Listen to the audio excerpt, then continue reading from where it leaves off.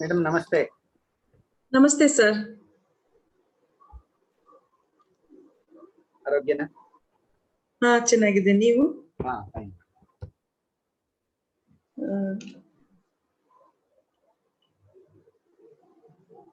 Notes ಕಳ್ಸಿದ್ದೆ, ತುಂಬಾ ತಪ್ಪುಗಳಿದ್ದಾವೆ ಏನೋ ಈ ಸಲ ಅನ್ಕೊಳ್ತೀನಿ. ನೋಟ್ಸ್ ಕಳ್ಸಿದ್ರಾ? ಹೌದು.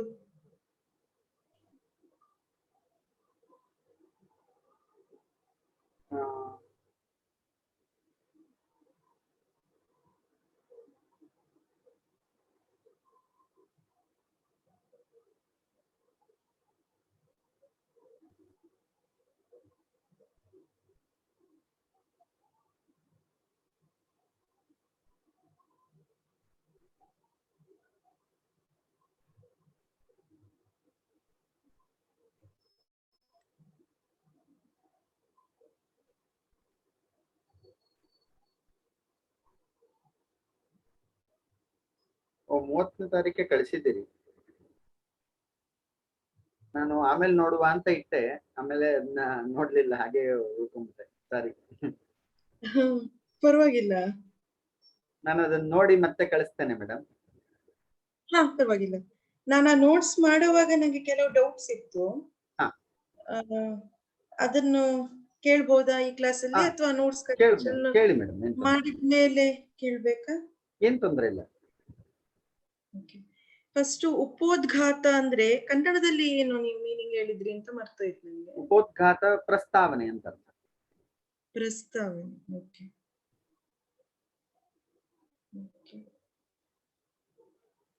ನೆಕ್ಸ್ಟ್, ಅನ್ಯಚ್ಛೇಯ ಅನ್ಯದು ಧರ್ಮಪ್ರೇಯ ಕಠೋಪನಿಷತ್ತು ನಚಿಕೇತನ ಪ್ರಸಂಗದಲ್ಲಿ ಒಂದು ಶ್ಲೋಕ ಹೇಳಿದ್ರಿ ನೀವು ಅವತ್ತು. ಕಠೋಪನಿಷತ್ತಿನ ಶ್ಲೋಕ. ಅನ್ಯಚ್ಛೇಯ ಅನ್ಯದು ಧರ್ಮಪ್ರೇಯ ಅನ್ಯದು ದೈವ ಅನ್ಯಚ್ಛೇಯೋ ಧರ್ಮ ಬರ್ದಿದ್ದೇನೆ. ಅನ್ಯದು ದೈವ ಪ್ರೇಯ. ಇದರ ಮೀನಿಂಗ್ ಏನಂತ ಅದು ಬರ್ದಿದ್ದೇನೆ, ಅದೇ ಅದರ ಮೀನಿಂಗ್ ಅಂತ ಗೊತ್ತಿಲ್ಲ ನಂಗೆ. ಅಂದ್ರೆ ಶ್ರೇಯೋ ಮಾರ್ಗ ಬೇರೆ, ಪ್ರೇಯೋ ಮಾರ್ಗ ಬೇರೆ. ಓಕೆ.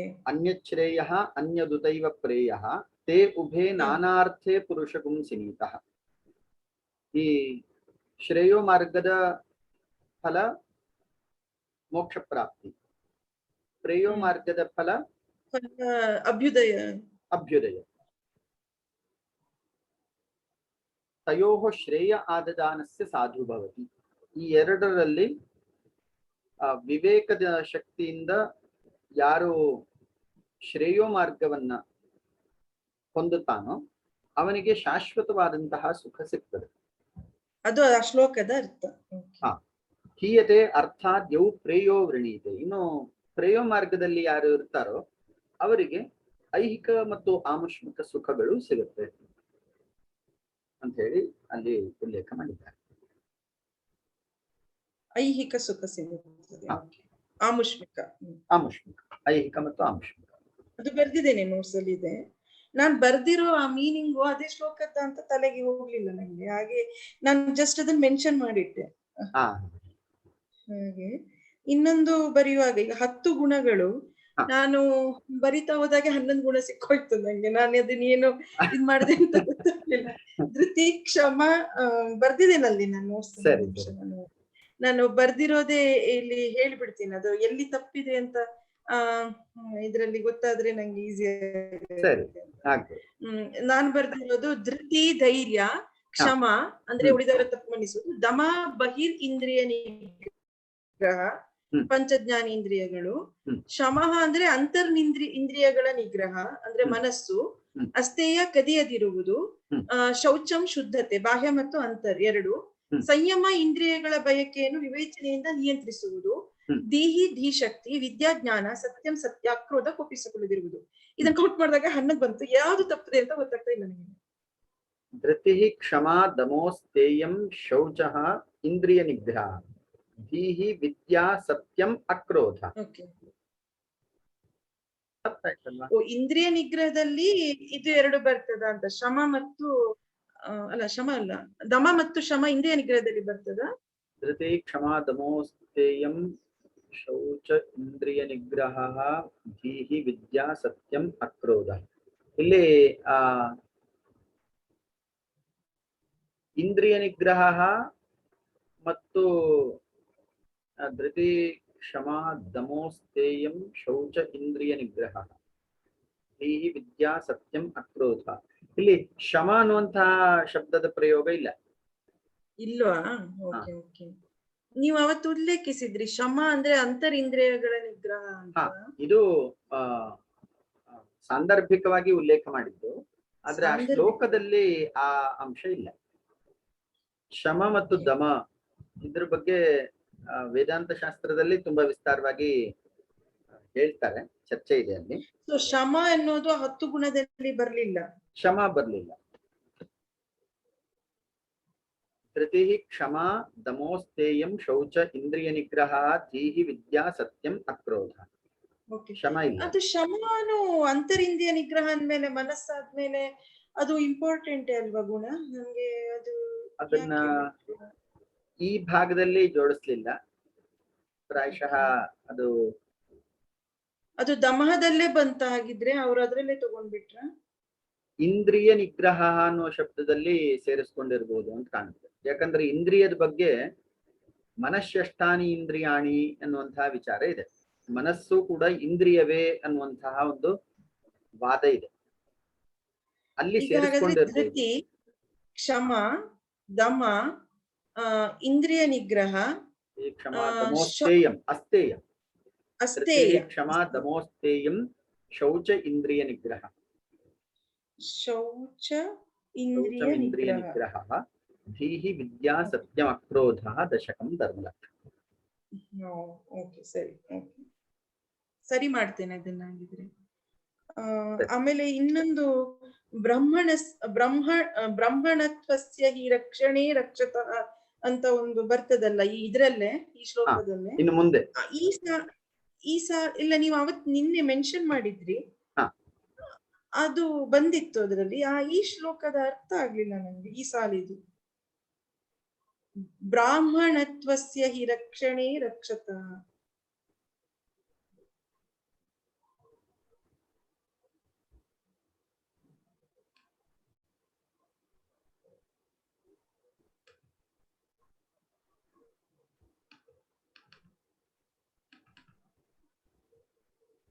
ಇಲ್ಲಿ ನಾವು ಮಂಗಲ ಹೇಳಿ ಆರಂಭ ಮಾಡೋಣ. ಆಯ್ತು. ನಾರಾಯಣ ಪರೋ ವ್ಯಕ್ತಾತ್ ಅಂಡಮವ್ಯಕ್ತ ಸಂಭವಂ ಅಂಡಸ್ಯಾಂತಸ್ತ್ವಿಮೇ ಲೋಕಾಃ ಸಪ್ತದ್ವೀಪಾ ಚ ಮೇದಿನಿ. ಈ ಪಂಕ್ತಿಯಲ್ಲಿ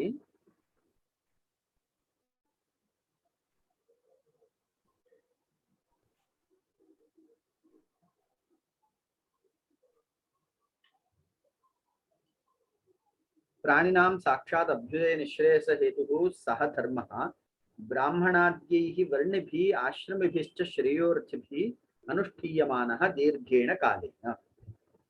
ಅಲ್ಲಿವರೆಗೆ ಆಗಿದೆ. ಅದರಲ್ಲಿ ನಿಮ್ಮ ಜಿಜ್ಞಾಸೆ ಇರುವಂತದ್ದು ಯಾವ ಪಂಕ್ತಿಯಲ್ಲಿ? ಅದು ನಂಗೆ ಬ್ರಾಹ್ಮಣತ್ವಸ್ಯ ಹಿ ರಕ್ಷಣೆ ರಕ್ಷತಃ ಅಂತ ನೀವು ಹೇಳುವಾಗ ಬಂತು. ಅದು ನಾನು ಕನ್ನಡದಲ್ಲಿ ತಗೊಂಡಿದ್ದೆ. ಅದು ಇಲ್ಲಿ ಮುಂದಿನ ಪಂಕ್ತಿಯಲ್ಲಿ ಉಂಟದು. ಅದು ಮುಂದಿನ ಪಂಕ್ತಿಯಲ್ಲಿ ಬರ್ತದ? ಇಲ್ಲಿ ಬರ್ತದೆ. ಓಕೆ. ಮೋಸ್ಟ್ಲಿ ನೀವು ಹೇಳುವಾಗ ಅದನ್ನ ಹೇಳಿದ್ರಾ ಅಂತ ಉಲ್ಲೇಖ ಮಾಡಿದ್ದೇನೆ. ಓಕೆ.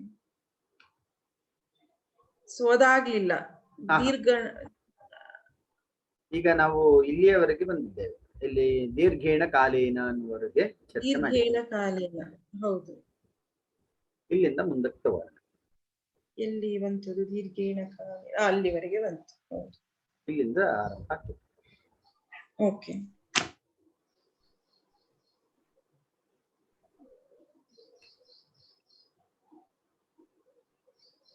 ಈ ಹಿಂದಿನ ಚರ್ಚೆಯ ಸಾರಾಂಶ ಕೆಲವು ವಾಕ್ಯಗಳಲ್ಲಿ ಹೇಳ್ಬೋದಾ?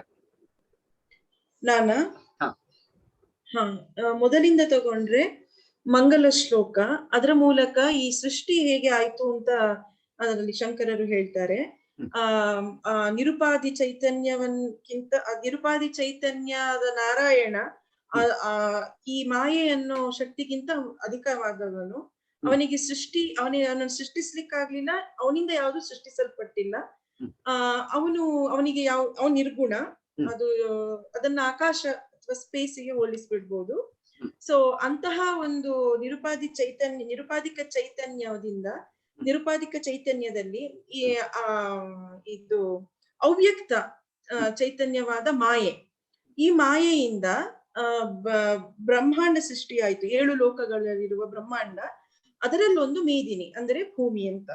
ಈ ಭೂಮಿಯನ್ನು ಸೃಷ್ಟಿಸಿ ಅದಕ್ಕೆ ಮುಂದೆ ಆ ಶ್ಲೋಕದ ನಂತರ ಬರೋದು, ಈ ಭೂಮಂಡಲದ ರಕ್ಷಣೆಗೋಸ್ಕರ ಪ್ರಜಾಪತಿಗಳಾದ ಮರೀಚಿ ಮುಂತಾದವರನ್ನು ಪ್ರವೃತ್ತಿ ಲಕ್ಷಣವನ್ನು ಅವರಿಗೆ ಕಲಿಸಿ, ಅವರಿಗೆ ಆ ಪ್ರವೃತ್ತಿ ಲಕ್ಷಣವನ್ನು ಬೋಧಿಸಿ ಅವರು ಗ್ರಹಿಸುವಂತೆ ಮಾಡಿ, ಅದನ್ನು ಆ ಮೂಲಕ ಅವರನ್ನು ಮರೀಚಿ ಅಂತ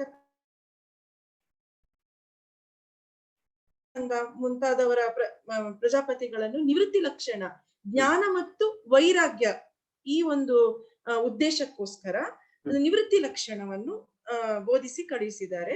ಇಲ್ಲಿ ಪ್ರವೃತ್ತಿ ಮತ್ತೆ ನಿವೃತ್ತಿ ಲಕ್ಷಣವನ್ನು ಹೇಳ್ತಾ ಯಾವ ರೀತಿ ಇವುಗಳು ಈಗ ಧರ್ಮ, ಅರ್ಥ, ಕಾಮ, ಮೋಕ್ಷ ಇದರಲ್ಲಿ ಬರುವಾಗ ಧರ್ಮದಲ್ಲಿ ಈ ನಿವೃತ್ತಿ ಮತ್ತು ಪ್ರವೃತ್ತಿ ಎರಡೂ ಕೂಡ ಬರ್ತವೆ. ಎರಡೂ ಧರ್ಮಕ್ಕೆ ಬೇಕೇ ಬೇಕು. ಪ್ರವೃತ್ತಿಯಲ್ಲಿ ಸ್ವಲ್ಪ ನಿವೃತ್ತಿಯಲ್ಲಿ ಸ್ವಲ್ಪ ಪ್ರವೃತ್ತಿಯ ಸಮತೋಲನ ಆದಾಗ ಅದು ಸೃಷ್ಟಿಯಲ್ಲಿ ಬ್ಯಾಲೆನ್ಸ್ ಆಗುತ್ತೆ. ಜೀವನ ತುಂಬಾ ಸಾಮರಸ್ಯದಿಂದ ಕೂಡ್ತಾ ಹೇಗೆ ಹೋಗತ್ತೆ ಅಂತ ಅವರು ತುಂಬಾ ಚೆನ್ನಾಗಿ ವಿವರಿಸ್ತಾ ಶಂಕರರು. ಧರ್ಮ ಎಂದರೇನು ಅಂತ ಹೇಳ್ತಾ, ಆ ಧರ್ಮ ಎಂದರೆ ಈ ವರ್ಣಾಶ್ರಮ, ಇದು ಶೂದ್ರ, ವೈಷ್ಣವರು, ಶೂದ್ರರು, ಬ್ರಾಹ್ಮಣರು ಮುಂತಾದ ಗುಣ ಮತ್ತು ಸ್ವಭಾವದಿಂದ ವಿಭಾಗಿಸಲ್ಪಟ್ಟ ವರ್ಣಾಶ್ರಮವನ್ನು ಪ್ರವೃತ್ತಿ ಮತ್ತು ನಿವೃತ್ತಿ ಮಾರ್ಗದಲ್ಲಿ ಬಹು ದೀರ್ಘಕಾಲ ನಡೆಸುವಂತದ್ದು ಎನ್ನುವುದನ್ನು ಹೇಳ್ತಾ, ಅದಕ್ಕೆ ಅವರು ಈ ಒಂದು ಗೀತೆಯಲ್ಲಿ ಮತ್ತೆ ಉಪನಿಷತ್ತಲ್ಲಿ ಈ ಎರಡರಲ್ಲೂ ಕೂಡ ಈ ಧರ್ಮಕ್ಕಿರುವ 2 ಮಾರ್ಗಗಳನ್ನು, ಮತ್ತೆ ಯಾಕೆ ಎರಡೂ ಮಾರ್ಗಗಳು ಧರ್ಮದಲ್ಲಿವೆ ಮತ್ತು ಬೇಕು ನಮಗೆ ಅಂತ ಹೇಳ್ತಾ ಅದನ್ನು ತುಂಬಾ ಸವಿಸ್ತಾರವಾಗಿ ವಿವರಿಸ್ತಾ, ಆ ನಂತರ ಅವರು ಚತುಷ್ಟಯ ಅನುಬಂಧ ಚತುಷ್ಟಯವನ್ನು ಗೀತಾಶಾಸ್ತ್ರಕ್ಕೆ ಕೊಡ್ತಾ, ಹೇಗೆ ಅದು ವಿಷಯವೇನು, ಅದರದ್ದು ಗೀತಾಶಾಸ್ತ್ರದ ವಿಷಯವೇನು, ಅದರ ಸಂಬಂಧ ಏನು ಮತ್ತು ಫಲವೇನು ಅಂತ ಹೇಳ್ತಾರೆ. ವಿಷಯ ಅಂದ್ರೆ ಇದು ಪ್ರವೃತ್ತಿ ಮತ್ತು ನಿವೃತ್ತಿ ಲಕ್ಷಣವನ್ನು ಹೇಳೋದು. ಸಂಬಂಧ, ನಾನು ಇದರಲ್ಲಿ ಡೌಟ್ ಇದೆ, ನಾನು ಹೇಳ್ತಾ ಇರೋದು ಇದು ಸರಿಯಾ ತಪ್ಪ ಗೊತ್ತಿಲ್ಲ. ಬೋಧಕ ಅಂದ್ರೆ ನಾನಿಲ್ಲಿ ಅರ್ಥ ಮಾಡ್ಕೊಂಡಿರೋದು ಅರ್ಜುನ ಮತ್ತೆ ಕೃಷ್ಣ. ಇಲ್ಲಿ ಅವರು ಆ ಸಂಬಂಧದಲ್ಲಿ ಹೇಳ್ತಾ ಇದ್ದಾರ, ನಂಗೆ ಅದು ಒಂದ್ ಸ್ವಲ್ಪ ಡೌಟ್ ಆಯ್ತು ಓದುವಾಗ. ಸಂಬಂಧ ಅಂದ್ರೆ ಯಾವ ರೀತಿ, ನಾನ್ ಬರ್ಕೊಂಡಿರೋದು ನೋಡ್ಸ್ ಪ್ರಕಾರ ಸಂಬಂಧ ಅಂದ್ರೆ ಪ್ರವೃತ್ತಿ ಲಕ್ಷಣಕ್ಕೆ ಇರುವ ಫಲದ ಸಂಬಂಧ, ನಿವೃತ್ತಿ ಲಕ್ಷಣಕ್ಕಿರುವ ಸಂಬಂಧ, ವಿಷಯ ಮತ್ತು ಫಲಕ್ಕಿರುವ ಸಂಬಂಧ ಅಂತ ಅರ್ಥ ನೀವ್ ಹೇಳಿದೀರಾ. ಬಟ್ ನನ್ಗೆ ಗೀತಾಶಾಸ್ತ್ರಕ್ಕೆ ಬಂದಾಗ ಸಂಬಂಧ ಅಂದ್ರೆ ಸ್ವಲ್ಪ ಬೋಧಕ ಏನು ಅಂತ ಹೇಳುವಾಗ ಕೃಷ್ಣ ಅರ್ಜುನ ನೆನಪಾದ್ರು. ಇಲ್ಲಿ ಒಂದು ಸಂಶಯ ಇದೆ. ಇನ್ನೊಂದು ಫಲ ನಿವೃತ್ತಿ ಲಕ್ಷಣಕ್ಕೆ ಫಲ ಮೋಕ್ಷ, ಪ್ರವೃತ್ತಿ ಲಕ್ಷಣಕ್ಕೆ ಅಭ್ಯುದಯದಲ್ಲಿ 2 ರೀತಿಯ ಫಲಗಳು ಬರ್ತವೆ, ಆಮುಷ್ಮಿಕ ಮತ್ತು ಆಮುಷ್ಮಿಕ ಮತ್ತು ಐಹಿಕ ಫಲ ಬರುತ್ತೆ ಅಂತ. ಅಲ್ಲಿ ಸಂಬಂಧದಲ್ಲಿ ಬೋಧಕ, ಹೌದು, ಇಲ್ಲಿ ಬೋಧಕವಾಗುವಂಥದ್ದು ಗೀತಾಶಾಸ್ತ್ರ, ಇದರಿಂದ ಬೋಧ್ಯವಾಗುವಂಥದ್ದು ಫಲ. ಗೀತಾಶಾಸ್ತ್ರದ ಅಧ್ಯಯನದಿಂದ ಫಲವು ಲಭಿಸುತ್ತೆ. ಅಂದ್ರೆ ಅಧ್ಯಯನದಿಂದ ಮಾತ್ರ ಲಭಿಸೋದಿಲ್ಲ, ಅಧ್ಯಯನವನ್ನ ಅನುಷ್ಠಾನ ಮಾಡಿದರೆ ಅದರಲ್ಲಿ ಉಕ್ತವಾದಂತಹ ಫಲ ಲಭಿಸುತ್ತೆ ಅನ್ನುವಂಥದ್ದು ಇಲ್ಲಿ ತಾತ್ಪರ್ಯ. ಸರಿ. ಬ್ರಾಹ್ಮಣಾದ್ಯೈಃ ವರ್ಣಿಭಿಃ ಆಶ್ರಮಿಭಿಶ್ಚ ಶ್ರೇಯೋರ್ಥಿಭಿಃ ಅನುಷ್ಠೀಯಮಾನಃ ದೀರ್ಘೇಣ ಕಾಲೇನ. ಇಷ್ಟು ಹಿಂದಿನ ಚರ್ಚಾವಧಿಯಲ್ಲಿ ನಾವು ಗ್ರಹಿಸಿಕೊಂಡು ಹೇಳಿರೋದು ಸರ್ ಕರೆಕ್ಟ್ ಇದೆಯಾ? ಸರಿ ಉಂಟು. ಅನುಬಂಧ ಚತುಷ್ಟಯದ ಬಗ್ಗೆ ಇನ್ನು ಮುಂದೆ ಸ್ವಯಂ ಶಂಕರಾಚಾರ್ಯರೇ ಉಲ್ಲೇಖ ಮಾಡ್ತಾ ಇದ್ದಾರೆ. ಮುಂದಿನ ಭಾಗದಲ್ಲಿದೆ ಅದು. ಮುಂದಿನ ಭಾಗವನ್ನ ತೆಗೆದುಕೊಳ್ಳೋಣ.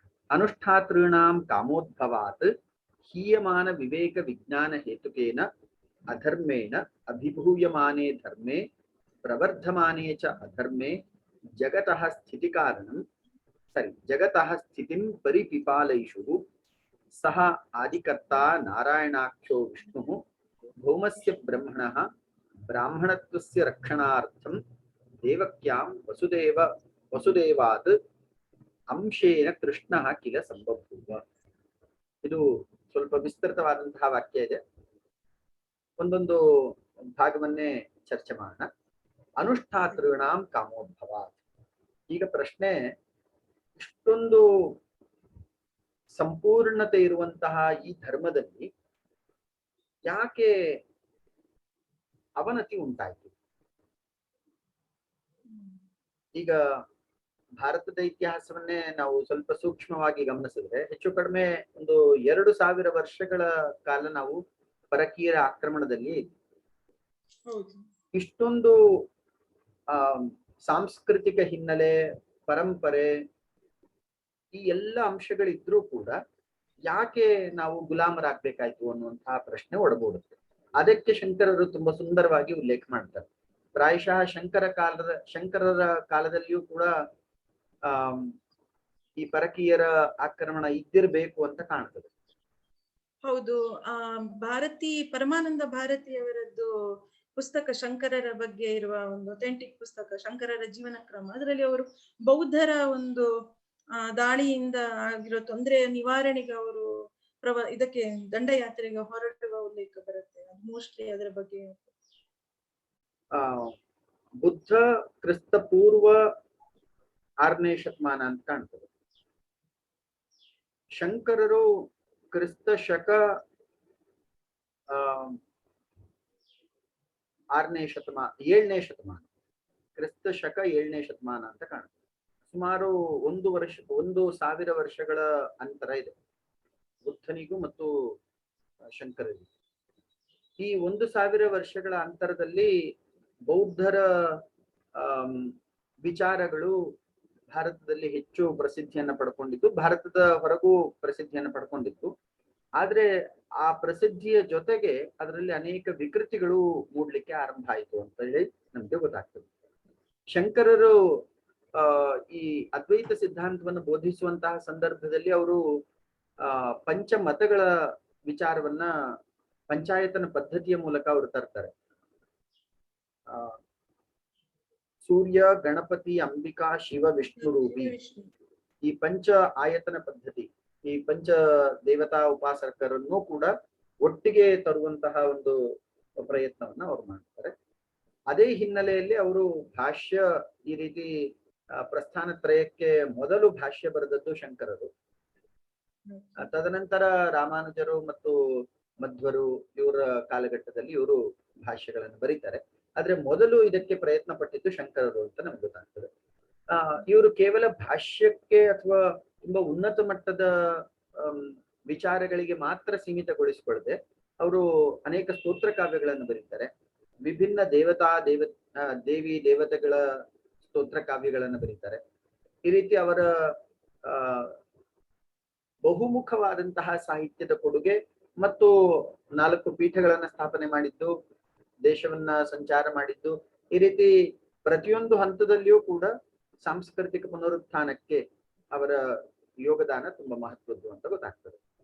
ಇಲ್ಲಿ ನಮಗೆ ಮೂಡುವಂತಹ ಪ್ರಧಾನ ಪ್ರಶ್ನೆ, ಇಷ್ಟೆಲ್ಲ ಒಂದು ಐತಿಹಾಸಿಕ ಹಿನ್ನೆಲೆ ಇರುವಂತಹ ಮತ್ತು ವಿಚಾರದಿಂದ ಪರಿಪಕ್ವಗೊಂಡಿರುವಂತಹ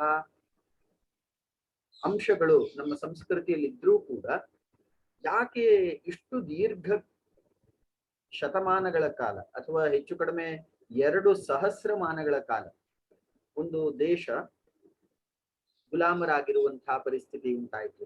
ಇದಕ್ಕೆ ಶಂಕರರು ಈ ವಾಕ್ಯವನ್ನ ಬರೆದಿರ್ತಾರೆ ಅಂತ ಕಾಣುತ್ತದೆ.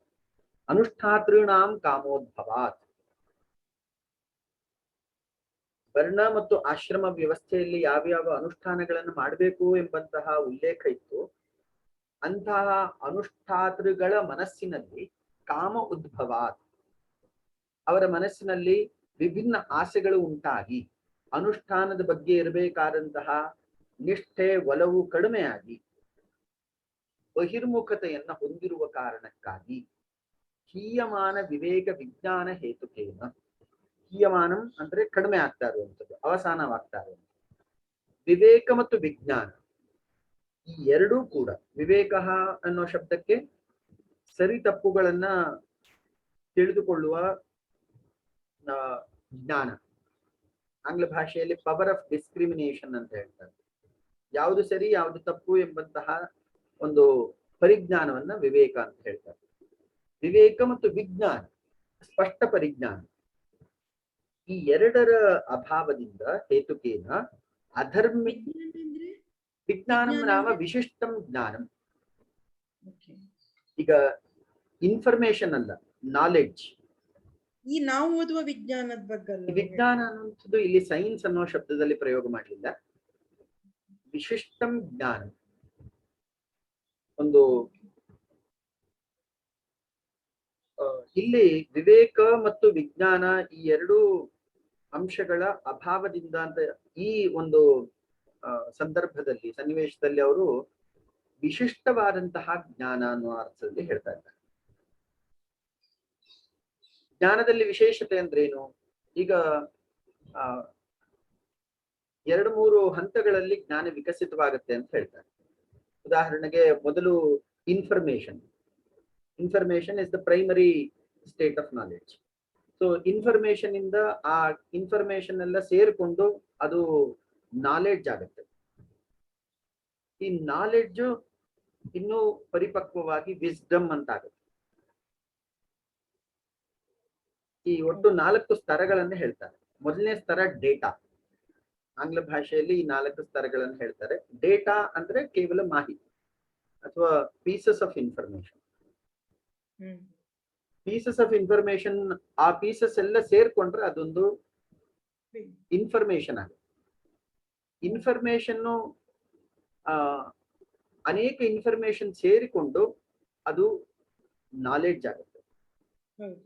ನಾಲೆಡ್ಜ್ ನಮ್ಗೆ ಅಪ್ಲೈ ಮಾಡ್ತಾ ನಮ್ಮಲ್ಲಿ ಒಂದು ಪರಿಪಕ್ವತೆಯನ್ನು ಉಂಟು ಮಾಡಿಕೊಳ್ಳುತ್ತೆ. ಅದನ್ನ ವಿಸ್ಡಮ್ ಅಂತ ಕರೀತಾರೆ ಅಥವಾ ವಿಜ್ಞಾನಂ ಅಂತ ಕರೀತಾರೆ. ಈ ವಿಜ್ಞಾನ ಮತ್ತು ವಿವೇಕ ಈ ಎರಡರ ಅಭಾವದಿಂದ ಅಧರ್ಮೇಣ ಅಭಿಭೂಯಮಾನೆ ಧರ್ಮೇ, ಯಾವಾಗ ಸಮಾಜದಲ್ಲಿ ಅಧರ್ಮದ ಅಂಶ ಹೆಚ್ಚಾಗ್ತಾ ಹೋಯ್ತೋ ಮತ್ತು ಪ್ರವರ್ಧಮಾನೇಚ ಅಧರ್ಮೇ, ಅಧರ್ಮವು ಜಾಸ್ತಿ ಆಗ್ತಾ ಹೋಯ್ತು, ಧರ್ಮದ ಸ್ಥಾನವನ್ನು ಆಕ್ರಮಿಸಿಕೊಳ್ತಾ ಹೋಯ್ತು. ಈ ಎಲ್ಲ ಕಾರಣಗಳಿಂದ ಜಗತಃ ಸ್ಥಿತಿಂ ಪರಿಪಿಪಾಲಯಿಷು. ಇಲ್ಲಿ ನಾವು ಭಗವದ್ಗೀತೆಯನ್ನ ಸ್ಮರಿಸಿಕೊಳ್ಳಬಹುದು.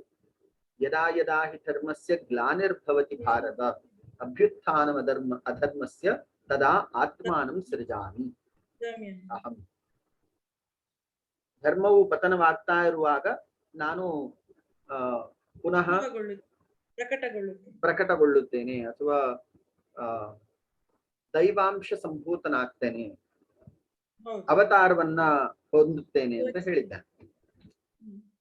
ಅಧರ್ಮೇಣ ಅಭಿಭೂಯಮಾನೆ ಯಾವಾಗ ಧರ್ಮವು ಅಧರ್ಮದಿಂದ ಆಕ್ರಮಿಸಿಕೊಳ್ಳಲ್ಪಡ್ತದೋ, ಸೋಲಿಸಿಕೊಳ್ಳಲ್ಪಡ್ತದೋ, ಸೋಲನ್ನು ಹೊಂದುತ್ತದೋ ಅಧರ್ಮದಿಂದ, ಆಗ ಪ್ರವರ್ಧಮಾನೇಚ ಅಧರ್ಮೆ, ಅಧಾರ್ಮಿಕರೇ ಜಾಸ್ತಿ ಆಗ್ತಾ ಹೋಗ್ತಾ ಇದ್ದಾಗ ಜಗತಃ ಸ್ಥಿತಿಂ ಪರಿಪಾಲಯಿಷು, ಜಗತ್ತಿನ ಸ್ಥಿತಿಯನ್ನ ಧಾರಣೆ ಮಾಡ್ಲಿಕ್ಕೋಸ್ಕರ ಸಹ ಆದಿಕರ್ತ ನಾರಾಯಣಾಖ್ಯ ವಿಷ್ಣು, ಅಂತಹ ಪರಮಾತ್ಮನು ಭೌಮಸ್ಯ ಬ್ರಹ್ಮಣಃ ಬ್ರಾಹ್ಮಣತ್ವಸ್ಯ ರಕ್ಷಣಾರ್ಥಂ ದೇವಕ್ಯಾಂ ವಸುದೇವಾತ್ ಅಂಶೇನ ಕೃಷ್ಣಃ ಕಿಲ ಸಂಬಭೂವ.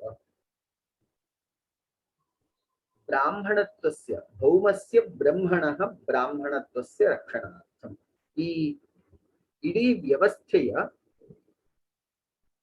ಜ್ಞಾನಭೂತವಾದಂತಹ ಯಾವ ಸಮಾಜ ಇದೆಯೋ ಅಂತಹ ಸಮಾಜವು ಲೋಕಕ್ಕೆ ಚಕ್ಷು ಇದ್ದ ಹಾಗೆ. ಜ್ಞಾನಚಕ್ಷು ಹೇಗೆ ದಾರಿದೀಪವಾಗ್ತದೋ ಅದೇ ರೀತಿ ಇಡೀ ಸಮಾಜಕ್ಕೆ ಬ್ರಾಹ್ಮಣತ್ವ ಅನ್ನುವಂಥದ್ದು ದಾರಿದೀಪವಾಗ್ತದೆ. ಅಂತಹ ಬ್ರಾಹ್ಮಣತ್ವದ ರಕ್ಷಣೆಗೋಸ್ಕರ ದೇವಕ್ಯಾಂ ವಸುದೇವಾತ್, ದೇವಕಿ ಮತ್ತು ವಸುದೇವರ ಅಂಶದಿಂದ ಕೃಷ್ಣ ಕಿಲ ಸಂಭಭೂತ, ಕೃಷ್ಣನು ಜನ್ಮ ತಾಳಿದನು. ಈ ಒಂದು ವಾಕ್ಯದಲ್ಲಿ, ಸುದೀರ್ಘವಾದಂತಹ ವಾಕ್ಯದಲ್ಲಿ ಶಂಕರರು ಅನೇಕ ವಿಚಾರಗಳನ್ನು ಜೋಡಿಸಿದ್ದಾರೆ. ಒಂದು, ಸನಾತನ ಧರ್ಮದ ಅವನತಿ ಅಥವಾ ಪತನಕ್ಕೆ ಇರುವಂತಹ ಪ್ರಮುಖ ಕಾರಣಗಳು ಯಾವುವು. ಅದರಲ್ಲಿ ಒಟ್ಟು ಅನುಷ್ಠಾತೃಣಾಂ ಕಾಮೋದ್ಭವಾತ್ ಇದು ಮೊದಲನೇ ಕಾರಣ, ಹೀಯಮಾನ ವಿವೇಕ ವಿಜ್ಞಾನ ಹೇತುಕೇನ ಇದು ಎರಡನೇ ಕಾರಣ, ಅಧರ್ಮೇಣ ಅಭಿಭೂಯಮಾನೇ ಧರ್ಮೇ, ಇಲ್ಲಿಯವರೆಗೆ ಹೀಯಮಾನ ವಿವೇಕ ವಿಜ್ಞಾನ ಹೇತುಕೇನ ಅಧರ್ಮೇಣ ಅಭಿಭೂಯಮಾನೇ ಧರ್ಮೇ ಇದು ಎರಡನೇ ಕಾರಣ, ಪ್ರವರ್ಧಮಾನೇ ಚ ಅಧರ್ಮೇ ಇದು ಮೂರನೇ ಕಾರಣ. ಒಟ್ಟು ಮೂರು ಕಾರಣಗಳನ್ನು ಹೇಳ್ತಾರೆ. ಸ್ವಲ್ಪ ನಾವು ಇನ್ನು ನಿಖರವಾಗಿ ಹೇಳುವುದಾದ್ರೆ ಇಲ್ಲಿ ಎರಡೇ ಕಾರಣವಾಗಿ ಕಾಣ್ತದೆ. ಅನುಷ್ಠಾತೃಣಾಂ ಕಾಮೋದ್ಭವಾತ್ ಇದು ಮೊದಲನೇ ಕಾರಣ, ಹೀಯಮಾನ ವಿವೇಕ ವಿಜ್ಞಾನ ಹೇತು ಇದು ಎರಡನೇ ಕಾರಣ. ಇಲ್ಲಿ ಎರಡು ಪ್ರಧಾನವಾದಂತಹ ಕಾರಣಗಳು ಮಾತ್ರ ಕಂಡು ಬರ್ತದೆ. ಸಮಗ್ರ ಸಂಸ್ಕೃತಿಯ ಪತನಕ್ಕೆ ಎರಡು ಕಾರಣವನ್ನ ಹೇಳಿದ್ದಾರೆ. ಹೇಳಿ ಮೇಡಮ್. ಮೂರನೇದು ಅಧರ್ಮೇಣ ಅಭಿಭೂಯಮಾನೇ ಧರ್ಮೇ ಅನ್ನೋದ್ರ ಪರಿಣಾಮ ಅಲ್ವಾ? ಆ ಎರಡು ಕಾರಣದ ಪರಿಣಾಮ. ಅಧರ್ಮೇಣ ಅಭಿಭೂಯಮಾನೇ ಧರ್ಮೇ ಮತ್ತು ಪ್ರವರ್ಧಮಾನೇ ಚ ಅಧರ್ಮೇ ಇವೆರಡು ಅದರ ಪರಿಣಾಮ, ಎರಡು ಕಾರಣ ಪರಿಣಾಮಗಳು. ಅದರಿಂದ ಸಂಸ್ಕೃತಿಯ ಪತನಕ್ಕೆ ಎರಡು ಕಾರಣಗಳನ್ನು ಹೇಳ್ತಾ ಇದ್ದಾರೆ. ಹೀಗಿದ್ದಂತಹ ಸಂದರ್ಭದಲ್ಲಿ ಸಂಸ್ಕೃತಿಯ ಪುನರುತ್ಥಾನಕ್ಕೆ ಅಥವಾ ಧರ್ಮದ ಪುನರುತ್ಥಾನಕ್ಕೆ ಪುನಃ ಪ್ರತಿಷ್ಠಾಪನೆಗೋಸ್ಕರ ಕೃಷ್ಣನು ಅವತಾರವನ್ನ ಹೊಂದಿದನು. ಇಲ್ಲಿ ಈ ವಾಕ್ಯವು ಅತ್ಯಂತ ವಿಚಾರ ಭೂಯಿಷ್ಠವಾದಂತಹ ವಾಕ್ಯ ಅಂತಾನೆ ಹೇಳ್ಬೋದು. ಸಾಂಸ್ಕೃತಿಕ ಹಿನ್ನೆಲೆಯ ಪತನ ಮತ್ತು ಪರಿಹಾರ ಈ ಎರಡನ್ನು ಇಲ್ಲಿ ಹೇಳ್ತಾ ಇದ್ದಾರೆ. ಸರ್, ಒಂದು ಸಂಶಯ. ಬ್ರಾಹ್ಮಣತ್ವ ಅಂದ್ರೆ ಅದೇ ಜ್ಞಾನಭೂತವಾದ ಸಮಾಜ ಅಂತ ಹೇಳಿದ್ರಿ ನೀವು. ಹಾಗಾದ್ರೆ ಬ್ರಾಹ್ಮಣ ಅನ್ನೋದನ್ನು ಏನು ನಾವು ಅಂದ್ಕೊಳ್ತೇವೆ ಹುಟ್ಟಿನಿಂದ ಬ್ರಾಹ್ಮಣ ಕುಲ, ಅದಲ್ಲ ಇಲ್ಲಿ ಅವನು ಹೇಳ್ತಾ ಇರೋದು, ಶಂಕರರು ಹೇಳ್ತಾ ಇರೋದು. ಇಲ್ಲಿ ಶಂಕರರು ವರ್ಣವನ್ನ ಹೇಳ್ತಾ ಇದ್ದಾರೆ. ಪ್ರಾಯಶಃ ಶಂಕರರ ಕಾಲಕ್ಕೆ ವರ್ಣ ಧರ್ಮವು ಇನ್ನೂ ಸ್ವಲ್ಪ ಉಳ್ಕೊಂಡಿತ್ತು ಅಂತ ಕಾಣ್ತದೆ. ಇದ್ರ ಬಗ್ಗೆ ನನಗೆ ಯಾವ ರೀತಿ ಸರ್ ನೀವು ಹೇಳ್ತೀರಾ? ವರ್ಣ ವ್ಯವಸ್ಥೆ ಅವರಲ್ಲಿ ಶಂಕರರ ಪ್ರಕಾರ ವರ್ಣ ವ್ಯವಸ್ಥೆಯಲ್ಲಿ ಕೃಷ್ಣ ಹೇಳಿರುವ ಹಾಗೆ ಚಾತುರ್ವರ್ಣ್ಯಂ ಮಯಾ ಸೃಷ್ಟಂ ಗುಣ ಕರ್ಮ ವಿಭಾಗಶಃ. ಹೌದು, ಅಲ್ಲಿ ಗುಣ ಕರ್ಮದೆ. ಗುಣ ಮತ್ತು ಕರ್ಮ ಹೌದು. ಅವನು ಮೂಲ ಸ್ವಭಾವ ಏನಿದೆ ಮತ್ತು ಅವನು ಏನು ಕೆಲಸ ಮಾಡ್ತಾನೆ ಅದ್ರ ಮೇಲೆ ಅವನು ಬ್ರಾಹ್ಮಣ, ಕ್ಷತ್ರಿಯ, ವೈಶ್ಯ, ಶೂದ್ರ ಅನ್ನುವಂತ ನಿರ್ಣಯ ಆಗ್ತದೆ. ಹುಟ್ಟಿನಿಂದ ಅನ್ನುವಂತಹ ಪ್ರಶ್ನೆನೇ ಅಲ್ಲಿ ಬಂದಿಲ್ಲ. ಜಾತಿ ವ್ಯವಸ್ಥೆ ಶಂಕರರು ಇಲ್ಲಿ ಅದನ್ನೇ ಹೇಳೋದು. ಅದು ನನಗೆ ಅಷ್ಟು ಸ್ಪಷ್ಟವಾಗಿ ಗೊತ್ತಿಲ್ಲ. ಯಾಕಂದ್ರೆ ಈ ವರ್ಣ ವ್ಯವಸ್ಥೆ ಮತ್ತು ಜಾತಿ ವ್ಯವಸ್ಥೆ ಈ ಎರಡು ವ್ಯವಸ್ಥೆಗಳ ಬದಲಾವಣೆ, ವರ್ಣದಿಂದ ಜಾತಿಗೆ ಯಾವಾಗ ಬದಲಾವಣೆ ಆಯ್ತು ಅನ್ನೋದು ಸ್ವಲ್ಪ ನನಗೂ ಅಸ್ಪಷ್ಟತೆ ಇದೆ. ಯಾವ ಸಂದರ್ಭದಲ್ಲಿ ಇದು ಬದಲಾವಣೆ ಆಯ್ತು? ಪ್ರಾಯಶಃ ಇದು ಒಂದೇ ಕ್ಷಣಕ್ಕೆ ಅಥವಾ ಒಂದೇ ಕಾಲಘಟ್ಟದಲ್ಲಿ ಬದಲಾವಣೆ ಆಗಿರ್ಲಿಕ್ಕಿಲ್ಲ. ಯಾವುದೋ ಒಂದು ಹಂತ ಹಂತವಾಗಿ ಈ ಬದಲಾವಣೆಗಳಾಗಿರ್ಬಹುದು. ಇಲ್ಲಿ ನಾವು ಇದೇ ವಾಕ್ಯವನ್ನ ಸ್ವಲ್ಪ ಸೂಕ್ಷ್ಮವಾಗಿ ವಿಮರ್ಶೆ ಮಾಡಿದ್ರೆ ಆ ಪ್ರಶ್ನೆಗೆ ಒಂದ್ ಸಣ್ಣ ಉತ್ತರದ ಎಳೆ ಸಿಗಬಹುದು ಅನ್ಸತ್ತೆ. ಹೀಯಮಾನ ವಿವೇಕ ವಿಜ್ಞಾನ ಹೇತುಕೇನ. ವರ್ಣಾಶ್ರಮದಲ್ಲಿ ವರ್ಣ ವ್ಯವಸ್ಥೆಯಲ್ಲಿ ಗುಣ ಮತ್ತು ಕರ್ಮವು ಪ್ರಧಾನವಾಗಿರುತ್ತದೆ. ಯಾವಾಗ ಮನುಷ್ಯನಿಗೆ ವಿವೇಕ ಮತ್ತು ವಿಜ್ಞಾನ ಕಡಿಮೆ ಆಗ್ತಾ ಆಸೆಗಳು ಹೆಚ್ಚೆಚ್ಚಾಗ್ತಾ ಹೋಗ್ತದೋ ಅಂತಹ ಸಂದರ್ಭದಲ್ಲಿ ಇಷ್ಟೊಂದು ಡೈನಮಿಕ್ ವ್ಯವಸ್ಥೆ ಅಥವಾ ಡೈನಮಿಕ್ ಅನ್ನುವಂತಹ ಶಬ್ದಕ್ಕೆ ಏನ್ ಹೇಳ್ತೀರಿ ಸರಿಯಾದಂತಹ ಕನ್ನಡ ಪದ? ಸ್ಥಿತ ಅಥವಾ ಚಲನಶೀಲ. ಚಲನಶೀಲ. ಈ ಚಲನಶೀಲ ವ್ಯವಸ್ಥೆಯು ಸುಲಭವಾಗಿ ಗ್ರಹಣೆಗೆ ಬರುವುದಿಲ್ಲ. ವಿವೇಕ ಮತ್ತು ವಿಜ್ಞಾನ ಇದ್ದಾಗ ಮಾತ್ರ ಈ ಚಲನಶೀಲ ವ್ಯವಸ್ಥೆ ವರ್ಣ ವ್ಯವಸ್ಥೆ ಗೊತ್ತಾಗ್ತದೆ.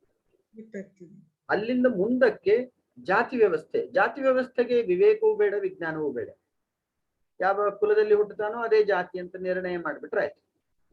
ಸೊ ಈ ಹಂತದಲ್ಲಿ ಪ್ರಾಯಶಃ ಇದೊಂದು ತುಂಬಾ ಗಂಭೀರವಾದಂತಹ ಪ್ರಶ್ನೆ ಇದೆ. ಇಲ್ಲಿ ವರ್ಣ ವ್ಯವಸ್ಥೆ ಇಲ್ಲಿವರೆಗೆ ಚಾಲ್ತಿಯಲ್ಲಿತ್ತು ಮತ್ತು ಜಾತಿ ವ್ಯವಸ್ಥೆ ಎಲ್ಲಿಂದ ಆರಂಭ ಆಯಿತು. ಇದು ಸ್ವಲ್ಪ ಗಂಭೀರವಾದಂತಹ ಪ್ರಶ್ನೆ ಇದೆ ಮತ್ತು ಅದಕ್ಕೆ ನನಗೆ ಸ್ಪಷ್ಟವಾದಂತಹ ಮಾಹಿತಿ ಇಲ್ಲ ನನ್ನ ಕಡೆ. ಒಂದು ಸರ್, ನಾನು ಇದನ್ನು ಒಂದ್ಸಲ ಪ್ರಸ್ತಾಪಿಸಿದಾಗ ಭಗವದ್ಗೀತೆಯಲ್ಲಿ ವರ್ಣ ವ್ಯವಸ್ಥೆ ಅಂದ್ರೆ ಹುಟ್ಟಿನಿಂದ ಬರುವ ಜಾತಿ ಅಲ್ಲ, ಇರ್ಲಿಲ್ಲ. ನಾವು ಸ್ವಭಾವ ಮತ್ತು ಈಗ ಧರ್ಮ ಕರ್ಮಗಳನ್ನು ಪಾಲಿಸುವವನು, ಶ್ಲೋಕ ಯಾಗ ಹೋಮ ಇದರಲ್ಲಿ ಆಗಿರುವವನು, ಆಶ್ರಮ ನಡೆಸ್ತಾ ಇರುವವರನ್ನೆಲ್ಲ ಬ್ರಾಹ್ಮಣರು, ಏನ್ ಕೆಲಸ ಮಾಡ್ತಾರೋ ಅವ್ರು ಶೂದ್ರು, ಹೀಗೆ ರಕ್ಷಣೆ ಮಾಡುವವರು ಕ್ಷತ್ರಿಯರು, ಹೀಗೆ ಹೇಳಿದ್ದು ಕೃಷ್ಣ ಅಂತ ಹೇಳಿದಾಗ ಒಬ್ರು ಇದು ಆ ರೀತಿಯಲ್ಲ, ಪೂರ್ತಿ ಅದನ್ನ ತಗೊಳ್ಳಿಕ್ ಆಗೋದಿಲ್ಲ ಅಂತ ವಿಶ್ಲೇಷಣೆ ಮಾಡಿ ಬರ್ದಿದ್ರು. ಅದನ್ನ ಹುಡುಕಿ ನಾನು ನಿಮ್ಗೆ ಕಳಿಸ್ತೇನೆ. ಅದು ಆಗ ನಂಗೆ ಅರ್ಥ ಆಗ್ಲಿಲ್ಲ ಅವ್ರು ಬರ್ದಿರೋದು. ಸೊ ಆದ್ರೆ ನನಗನ್ಸೋದು ಇದೇ ಹೌದು ಅಂತ. ಯಾಕೆಂದ್ರೆ ಹಾಗೆ ಬೋಧಿಸಿದ ಕೃಷ್ಣ ಬ್ರಾಹ್ಮಣ ಕುಲದಲ್ಲಿ ಹುಟ್ಟಿದವನಲ್ಲ, ಅವನು ಯಾದವ ಕುಲವೇ.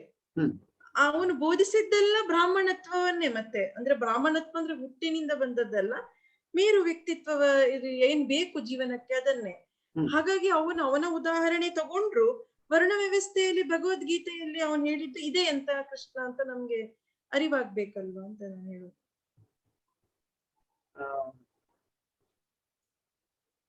ಇದು ಅದೇ ಈ ವ್ಯವಸ್ಥಾ ಪರಿವರ್ತನೆ ಇದಕ್ಕೆ ಸಂಬಂಧಪಟ್ಟ ಹಾಗೆ ನನ್ನ ಅಧ್ಯಯನ ಇಲ್ಲ ಅಂತಾನೆ ಹೇಳ್ಬೇಕು. ನೀವು ಅದನ್ನ ಕಳಿಸ್ಕೊಡಿ, ನಾನು ಇದ್ರ ಬಗ್ಗೆ ಸ್ವಲ್ಪ ಚಿಂತನೆ ಮಾಡ್ತಾ ಇದ್ದೇನೆ, ಅಧ್ಯಯನ ಮಾಡಬೇಕಾಗಿದೆ ಈ ವಿಷಯಕ್ಕೆ ಸಂಬಂಧಪಟ್ಟ ಹಾಗೆ. ನಾನು ಕಳಿಸ್ತೀನಿ, ಹುಡುಕಿ ಕಳಿಸ್ತೀನಿ. ಆದ್ರೆ ಇಲ್ಲಿ ಎಲ್ಲೂ ಕೂಡ ಜಾತಿ ಅನ್ನುವಂತಹ ಶಬ್ದದ ಪ್ರಯೋಗ ಮಾಡುದಿಲ್ಲ, ಮಾಡಿಲ್ಲ. ಹೌದು, ಜಾತಿ ಶಬ್ದದ ಪ್ರಯೋಗ ಇಲ್ಲದೆ ಇರೋದು ಒಂದು ಸೂಚಕ ಅಂತ ಪರಿಭಾವಿಸಬಹುದು. ಪ್ರಾಯಶಃ ಆ ಕಾಲಕ್ಕೆ ಈ ವ್ಯವಸ್ಥೆ ಇತ್ತಾ ಇಲ್ವಾ, ಜಾತಿ ವ್ಯವಸ್ಥೆ ಇತ್ತಾ ಇಲ್ವಾ ಅನ್ನುವಂಥದ್ದು ಒಂದು ಪ್ರಶ್ನೆಯಾಗಿಯೇ ಉಳ್ಕೊಳ್ತದೆ. ಇವರು ಸಾಮಾನ್ಯ 7-8ನೇ ಶತಮಾನಕ್ಕೆ ಬಂದಿದ್ರು ಅನ್ಸುತ್ತೆ. ಹೌದು, 8ನೇ ಶತಮಾನ. ಅಲ್ಲಿಯವರೆಗೆ ಜಾತಿ ವ್ಯವಸ್ಥೆ ಇರ್ಲಿಲ್ವಾ ಅಂತ ಗೊತ್ತಿಲ್ಲ. ಇನ್ನು ಈ ವರ್ಣ ಮತ್ತು ಜಾತಿ ವ್ಯವಸ್ಥೆ ಬಗ್ಗೆನೇ ಒಂದು ಸ್ಪಷ್ಟವಾದಂತಹ ಅಥವಾ ನಿಖರವಾಗಿ ಸಂಶೋಧನೆ ಅನುಸಂಧಾನ ಮಾಡಿರುವಂತಹ ಯಾವುದೇ ಪುಸ್ತಕ ಇದ್ರೂ ಒಂದ್ಸಲ ನಿಮ್ಗೆ ಆ ತರ ಕಂಡು ಬಂದ್ರೆ ಒಂದ್ಸಲ ನನಗೆ ಕಳಿಸ್ಕೊಡಿ ಮೇಡಮ್, ನಾನು ಒಂದ್ಸಲ್ಪ ಹಾ ಸರಿ. ಹೀಗೆ ವರ್ಣ ವ್ಯವಸ್ಥೆಯಲ್ಲಿ ಇದ್ದಂತಹ ಅವಗುಣಗಳು ಅಥವಾ ಕಂಡು ಬಂದಂತಹ ಅವಗುಣಗಳಿಂದ ಪತನವಾಯಿತು, ಅಧರ್ಮ ಜಾಸ್ತಿ ಆಗ್ತಾ ಹೋಯ್ತು, ಧರ್ಮದ ಪ್ರಜ್ಞೆ ಮತ್ತು ಅನುಷ್ಠಾನ ಇವೆರಡೂ ಪತನವಾಗ್ತಾ ಬಂತು ಅನ್ನುವಂತಹ ಮಾಹಿತಿಯನ್ನ ಇಲ್ಲಿ ಹೇಳ್ತಾರೆ. ಪ್ರಾಯಶಃ ಇಷ್ಟೊಂದು ಸ್ಪಷ್ಟವಾಗಿ ಸಾಂಸ್ಕೃತಿಕ ವಿಶ್ಲೇಷಣೆಯನ್ನ ಮಾಡಿದಂತಹ ಪ್ರಾಚೀನ ಗ್ರಂಥಗಳು ತುಂಬಾ ಕಡಿಮೆ ನನಗ್ ಗೊತ್ತಿರೋ ಮಟ್ಟಿಗೆ. ಯಾಕೆ ಸಂಸ್ಕೃತಿಯ ಪತನವಾಗ್ತಾ ಬಂತು? ಇನ್ನೊಂದು ಅಂಶ ಇಲ್ಲಿ ಗಮನಿಸ್ಬೇಕಾದದ್ದು, ಶಂಕರರ ಕಾಲದಲ್ಲಿ ಅಥವಾ ಅವರ ನಂತರದ ಕಾಲದಲ್ಲಿ ಅದ್ವೈತ ಮತವನ್ನ ಇವರು ಮೊದಲು ಪ್ರಸ್ತಾಪನೆ ಮಾಡಿದಾಗ ಇವರ ಪರಿಪಂಥಿಗಳು ಅಥವಾ ಇವರ ವಿಚಾರವನ್ನ ವಿರೋಧಿಸುವವರು ಇವರನ್ನ ಪ್ರಚ್ಛನ್ನ ಬೌದ್ಧರು ಅಂತ ಹೇಳಿ ಕರೀಲಿಕ್ಕೆ ಆರಂಭ ಮಾಡುತ್ತಾರೆ. ಪ್ರಚ್ಛನ್ನ ಬೌದ್ಧರು ಅಂದ್ರೆ ಬೌದ್ಧರು ಹೇಳಿರುವಂತಹ ಅನೇಕ ವಿಚಾರಗಳನ್ನೇ ಇವರು ಪ್ರಕಾರಾಂತರವಾಗಿ ಹೇಳ್ತಾ ಇದ್ದಾರೆ. ಇವರ ಮಾಯಾ ಕಲ್ಪನೆ ಇರಬಹುದು, ಈ ರೀತಿ ಅನೇಕ ಕಲ್ಪನೆಗಳು ಬುದ್ಧನ ವಿಚಾರಗಳಿಂದ ಪ್ರಭಾವಿತವಾಗಿದೆ. ಆದ್ದರಿಂದ ಇವರು ಪ್ರಚ್ಛನ್ನ ಬೌದ್ಧರು. ಪ್ರಚ್ಛನ್ನಂ ಅಂದ್ರೆ ಗುಪ್ತಂ ಅಂತ ಅರ್ಥ. ಗುಪ್ತವಾಗಿ ಇವರು ಪ್ರಚ್ಛನ್ನ ಎಂಬ ಶಬ್ದಕ್ಕೆ ಗುಪ್ತ, ರಹಸ್ಯ. ಒಂದು ರೀತಿಯಲ್ಲಿ ಇವರು ರಹಸ್ಯವಾಗಿ, ಗೌಪ್ಯವಾಗಿ ಬೌದ್ಧ ಮತವನ್ನೇ ಉಪಸ್ತಂಭಕ ಮಾಡುವಂತೆ ತಮ್ಮ ವಿಚಾರಗಳನ್ನು ಹೇಳ್ತಾ ಇದ್ದಾರೆ, ಸಿದ್ಧಾಂತಗಳನ್ನು ಹೇಳ್ತಾ ಇದ್ದಾರೆ ಅಂತ ಹೇಳಿ ಇವರ ವಿರೋಧ, ವಿಚಾರ ವಿರೋಧ ಇರುವಂತವರು ಟೀಕಿಸ್ತಾ ಬಂದರು. ಸರ್, ಒಂದು ಸಂಶಯ. ಶಂಕರರೇ ಮೊದಲು ಅದ್ವೈತ ಪ್ರತಿಪಾದಿಸಿದ್ದಂತಾನೆ ಎಲ್ಲರ ಹತ್ರ ಹೌದು ಇರೋದು ಕೂಡ ಹಾಗೆ ಅಂತ ಹೇಳ್ತಾರೆ. ಆದ್ರೆ ನನ್ಗೆ ಅನ್ಸೋದು ಅದ್ವೈತ ಸಿದ್ಧಾಂತ ಗೀತೆಯಲ್ಲಿ ಮೊದ್ಲೇ ಬಂದಿದೆಯಲ್ಲ, ಮಮೈವಾಂಶೋ ಜೀವಲೋಕೆ ಜೀವಭೂತ ಸನಾತನಃ. ಅದ್ವೈತ ಅನ್ನುವಂಥದ್ದು ಒಂದು ದರ್ಶನ, ಅದು ಬಂದಿದೆ ಅಂತ ಅವರಕ್ಕಿಂತ ಮುಂಚೆ. ಈಗಾಗ್ಲೇ ಈ ಪ್ರಸ್ಥಾನ ತ್ರಯದಲ್ಲಿ ಮತ್ತು ವೇದಗಳಲ್ಲಿ ಅದ್ವೈತದ ವಿಚಾರಗಳು ಇದೆ. ಆದರೆ ಅದ್ವೈತದ ದೃಷ್ಟಿಯಿಂದ ಅದನ್ನ ಉಪಸ್ಥಾಪನೆ ಮಾಡಿದ್ದು ಇವರು ಅಂತ ಹೇಳಿ. ಈಗ ಗುರುತ್ವಾಕರ್ಷಣ ಮೊದಲಿಂದನೂ ಇದೆ, ಆದ್ರೆ ಗುರುತ್ವಾಕರ್ಷಣವನ್ನ ಸಂಶೋಧನೆ ಮಾಡಿ ಕಂಡು ಹಿಡಿದಂತಹ ವಿಜ್ಞಾನಿ, ಅವನ ಕಾಲದಿಂದ ಗುರುತ್ವಾಕರ್ಷಣೆ ಆರಂಭ ಆಯ್ತು ಅಂತಲ್ಲ, ಅವನು ಅದನ್ನ ಕಂಡು ಹಿಡಿದ, ಡಿಸ್ಕವರ್. ಆದ್ರಿಂದ ಎರಡು ಶಬ್ದ ಹೇಳ್ತಾರಲ್ಲ, ಡಿಸ್ಕವರಿ ಮತ್ತು ಇನ್ವೆನ್ಷನ್. ಡಿಸ್ಕವರಿ ಅಂದ್ರೆ ಇರುವಂತದ್ದನ್ನ ಕಂಡು ಹಿಡಿಯುವಂಥದ್ದು, ಇನ್ವೆನ್ಷನ್ ಅಂದ್ರೆ ಹೊಸದಾಗಿ ಯಾವುದು ಮೊದಲು ಇರ್ಲಿಲ್ವೋ ಅಂತಹ ಹೊಸದನ್ನ ಕಂಡು ಹಿಡಿಯುವಂಥದ್ದು. ಸೊ ಇಲ್ಲಿ ಅದ್ವೈತ ಅನ್ನುವಂಥದ್ದು it is a discovery, not the invention. ಅಪೂರ್ವವಾದಂತಹ ಒಂದು ಸಂಶೋಧನೆ ಅಲ್ಲ, ಪೂರ್ವ ಇದ್ದದ್ದೇ. ಅದನ್ನ ಅವರು ಆ ದೃಷ್ಟಿಯಿಂದ ತಮ್ಮ ವಿಚಾರವನ್ನ ಮಂಡನೆ ಮಾಡಿದ್ದಾರೆ. ಬ್ರಾಹ್ಮಣತ್ವಸ್ಯ ಹಿ ರಕ್ಷಣೇನ ರಕ್ಷಿತಃ ಸ್ಯಾತ್ ವೈದಿಕೋ ಧರ್ಮಃ ತದಧೀನತ್ವಾತ್ ವರ್ಣಾಶ್ರಮ ಭೇದಾನ. ಈ ಇಡೀ ಚರ್ಚೆಯ ಸಾರಾಂಶವನ್ನು ಒಂದು ವಾಕ್ಯದಲ್ಲಿ ಹೇಳಿದ್ದಾರೆ. ಯಾಕೆ ಬ್ರಾಹ್ಮಣತ್ವವು ಮುಖ್ಯವಾಗ್ತದೆ ಅಂದ್ರೆ, ಬ್ರಾಹ್ಮಣತ್ವಸ್ಯ ಹಿ ರಕ್ಷಣೇನ ರಕ್ಷಿತಃ ಸ್ಯಾತ್ ವೈದಿಕೋ ಧರ್ಮಃ. ವೇದ ಬೋಧಿಸಿದಂತಹ ಧರ್ಮವನ್ನ, ಸನಾತನ ಧರ್ಮವನ್ನ ರಕ್ಷಣೆ ಮಾಡಬೇಕು ಅಂದ್ರೆ ಬ್ರಾಹ್ಮಣತ್ವವು ರಕ್ಷಿಸಲ್ಪಟ್ಟರೆ ಮಾತ್ರ ಅದು ಸಾಧ್ಯ. ಇಲ್ಲೂ ಕೂಡ ನಾವು ಗಮನಿಸಬೇಕಾದದ್ದು, ಬ್ರಾಹ್ಮಣತ್ವ ಎಂಬ ಶಬ್ದವನ್ನ ಪ್ರಯೋಗ ಮಾಡಿದ್ದಾರೆ. ತ್ವ ಅನ್ನುವಂತಹ ಪ್ರತ್ಯಯವು ಬ್ರಾಹ್ಮಣತ್ವವು ರಕ್ಷಿಸಲ್ಪಟ್ಟರೆ ಮಾತ್ರ ವೈದಿಕ ಧರ್ಮವು ರಕ್ಷಿಸಲ್ಪಟ್ಟ ಹಾಗೆ. ಯಾಕಂದ್ರೆ ಬ್ರಾಹ್ಮಣತ್ವದ ಅಧೀನದಲ್ಲಿಯೇ ಎಲ್ಲ ವರ್ಣಾಶ್ರಮಗಳು ಆಶ್ರಯವನ್ನ ಪಡ್ಕೊಂಡಿರ್ತವೆ. ಬ್ರಾಹ್ಮಣತ್ವವು ರಕ್ಷಿಸಲ್ಪಟ್ಟರೆ ಮಾತ್ರ ವೈದಿಕ ಧರ್ಮವು ಸುರಕ್ಷಿತವಾಗಿರ್ತದೆ. ಈ ಬ್ರಾಹ್ಮಣತ್ವವನ್ನೇ ಆಶ್ರಯಿಸಿ 4 ವರ್ಣ ಮತ್ತು ಆಶ್ರಮಗಳು ಇರುತ್ತವೆ. ಇಲ್ಲಿ ಬ್ರಾಹ್ಮಣತ್ವ ಶಬ್ದ ಪ್ರಯೋಗ ಮಾಡಿದ್ದಾರೆ, ಬ್ರಾಹ್ಮಣ ಮಾಡ್ಲಿಲ್ಲ. ಇಲ್ಲೂ ಕೂಡ ಹಿಂದೆನೂ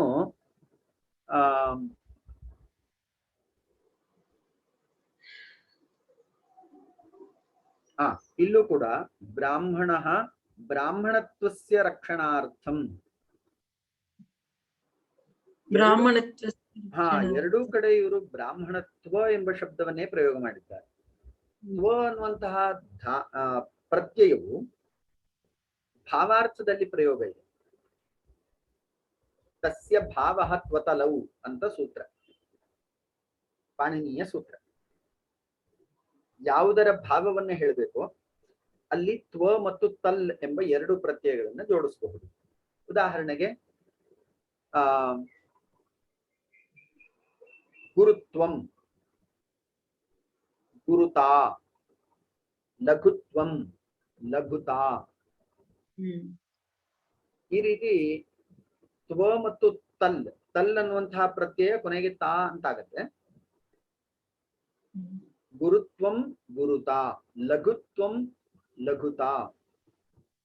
ಈ ರೀತಿ ತ್ವ ಮತ್ತು ತಲ್ ಎಂಬ ಎರಡು ಪ್ರತ್ಯಯಗಳನ್ನ ಜೋಡಿಸಬಹುದು. ಅಂದ್ರೆ ಅದರ ಭಾವ, ಗುರುತ್ವ ಅಂದ್ರೆ ಭಾರದ ಅನುಭೂತಿ ಅಥವಾ ಭಾವನೆ. ಲಘುತಾ ಲೈಟ್ನೆಸ್, ಆಂಗ್ಲ ಭಾಷೆಯಲ್ಲಿ ನೆಸ್ ಅನ್ನುವಂಥ ಪ್ರಯೋಗ ಮಾಡ್ತಾರೆ. Lightness, boldness. ಸೊ ಈ ತರದ್ದು ಇಲ್ಲೂ ಕೂಡ ಆ ಭಾವವು ರಕ್ಷಿತವಾದರೆ ಬ್ರಾಹ್ಮಣ ಸಂಸ್ಕೃತಿಯು, ಇಲ್ಲಿ ಬ್ರಾಹ್ಮಣ ಎಂಬ ವ್ಯಕ್ತಿಯಲ್ಲ, ಆ ಒಂದು ಸಂಸ್ಕೃತಿ, ಅದರ ಭಾವಾಂಶವು ರಕ್ಷಿತವಾದರೆ ವೈದಿಕ ಧರ್ಮವು ರಕ್ಷಿಸಲ್ಪಡುತ್ತದೆ. ತದಧೀನತ್ವಾದ್ ವರ್ಣಾಶ್ರಮ ಭೇದಾನ, ವೈದಿಕ ಧರ್ಮವನ್ನೇ ಆಶ್ರಯಿಸಿ ವರ್ಣ ಮತ್ತು ಆಶ್ರಮ ಧರ್ಮಗಳು ಸಂರಕ್ಷಿಸಲ್ಪಟ್ಟಿವೆ. ಆದ್ದರಿಂದ ಬ್ರಾಹ್ಮಣತ್ವವನ್ನ ರಕ್ಷಣೆ ಮಾಡುವಂತಹ ದೃಷ್ಟಿಯಿಂದ ನಾನು ಅಲ್ಲ, ಕೃಷ್ಣನು ಅವತಾರವನ್ನು ಹೊಂದಿದ್ದಾನೆ.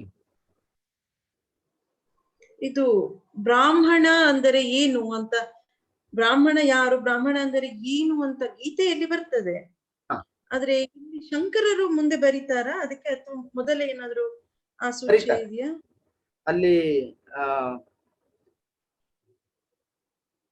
ಬ್ರಾಹ್ಮಣ ಅನ್ನುವಂತಹ ಶಬ್ದಕ್ಕೆ ವಿಭಿನ್ನ ಗ್ರಂಥಗಳಲ್ಲಿ ವಿಭಿನ್ನವಾಗಿ ಕೊಟ್ಟಿದ್ದಾರೆ. ಕಹ ಬ್ರಾಹ್ಮಣ, ಆಂಗ್ಲ ಭಾಷೆಯ ಒಂದು ಡೆಫಿನೇಷನ್ ಪ್ರಕಾರ simple living and high thinking ಅಂತ ಇದೆಯಲ್ಲ, ಅದು ಬ್ರಾಹ್ಮಣತ್ವದ ಸರಿಯಾದಂತಹ ವಿವೇಚನೆ. ಪ್ರಾಯಶಃ ನಿಮಗೆ ಈ ನಮ್ಮ ಭಾರತೀ ರಮಣಾಚಾರ್ಯರು ಅನ್ನುವಂತಹ ಒಬ್ಬರ ಹೆಸರು ನೀವು ಕೇಳಿದ್ದೀರಾ ಅಂತ ಗೊತ್ತಿಲ್ಲ.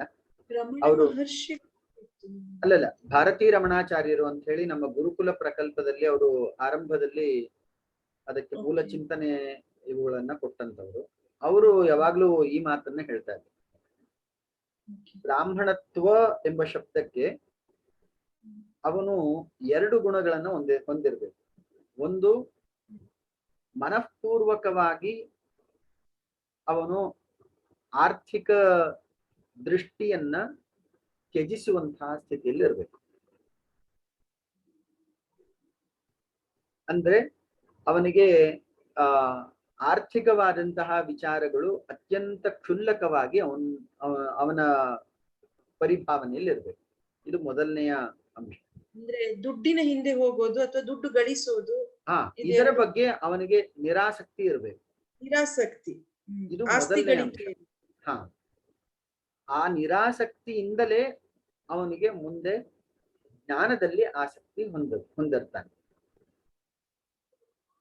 ಈ ನಿರಾಸಕ್ತಿಯು ಆರ್ಥಿಕವಾದಂತಹ ನಿರಾಸಕ್ತಿ ಮತ್ತು ಜ್ಞಾನದ ಬಗ್ಗೆ ಅಭಿರುಚಿ, ಈ ಎರಡೂ ಇದ್ದಾಗ ಅವನು ಬ್ರಾಹ್ಮಣನಾಗ್ತಾನೆ ಅನ್ನುವಂಥದ್ದು ಅವರ ವಿಶ್ಲೇಷಣೆ ಆಗುತ್ತೆ. ಇದನ್ನ ಅವರು ಇನ್ನೂ ಒಂದು ಹೆಜ್ಜೆ ಮುಂದೆ ಹೋಗಿ ದಾರಿದ್ರ್ಯವನ್ನ ಆವಾಹನೆ ಮಾಡಬೇಕು ಅನ್ನುವಂತಹ ಮಾತನ್ನ ಹೇಳ್ತಾ ಇದ್ರು. ಇದು ಮನಃಪೂರ್ವಕವಾಗಿ ದಾರಿದ್ರ್ಯವನ್ನ ಆವಾಹನೆ ಮಾಡಿ ಜ್ಞಾನೋಪಾಸನೆಯನ್ನ ಯಾರು ಮಾಡ್ತಾನೋ ಅವನೇ ನಿಜವಾದಂತಹ ಬ್ರಾಹ್ಮಣ ಅನ್ನುವಂತಹ ಮಾತನ್ನ ಹೇಳ್ತಾರೆ. ಹೆಸರು ಅವರು ಭಾರತೀ ರಮಣಾಚಾರ್ಯರು ಅಂತ, ನಮ್ಮ ಭಾರತೀ ರಮಣಾಚಾರ್ಯರು. ಅವರು ಈಗಿಲ್ಲ, ನಮ್ಮ ಗುರುಕುಲ ಮೂಲ ಚಿಂತಕರಲ್ಲಿ ಅವರು ಒಬ್ಬರಾಗಿದ್ರು. ಗುರುಕುಲ ಅಂದ್ರೆ ಚೆನ್ನೈನಳ್ಳಿನ ನೀವು ವೇದ ವಿಜ್ಞಾನ ಗುರುಕುಲ ಮತ್ತು ಈ ಮೂರು ಗುರುಕುಲಗಳಿದೆಯಲ್ಲ, ವೇದ ವಿಜ್ಞಾನ ಗುರುಕುಲ, ಹಾಗೆಯೇ ಪ್ರಬೋಧಿನಿ ಗುರುಕುಲ ಮತ್ತು ಮೈತ್ರೇಯಿ ಗುರುಕುಲ, ಈ ಮೂರು ಗುರುಕುಲಗಳ ಆರಂಭಕ್ಕೆ ಮುಂಚೆ ಅನೇಕ ವರ್ಷಗಳ ಕಾಲ ಚಿಂತನ ಮಂಥನ ಎಲ್ಲ ನಡೀತು. ತದನಂತರದಲ್ಲಿ ಇವರು ಕೃಷ್ಣಪ್ಪನವರು ಕೃಷ್ಣಪ್ಪನವರು, ಕೆದಿಲಾಯ ಆಚಾರ್ಯರು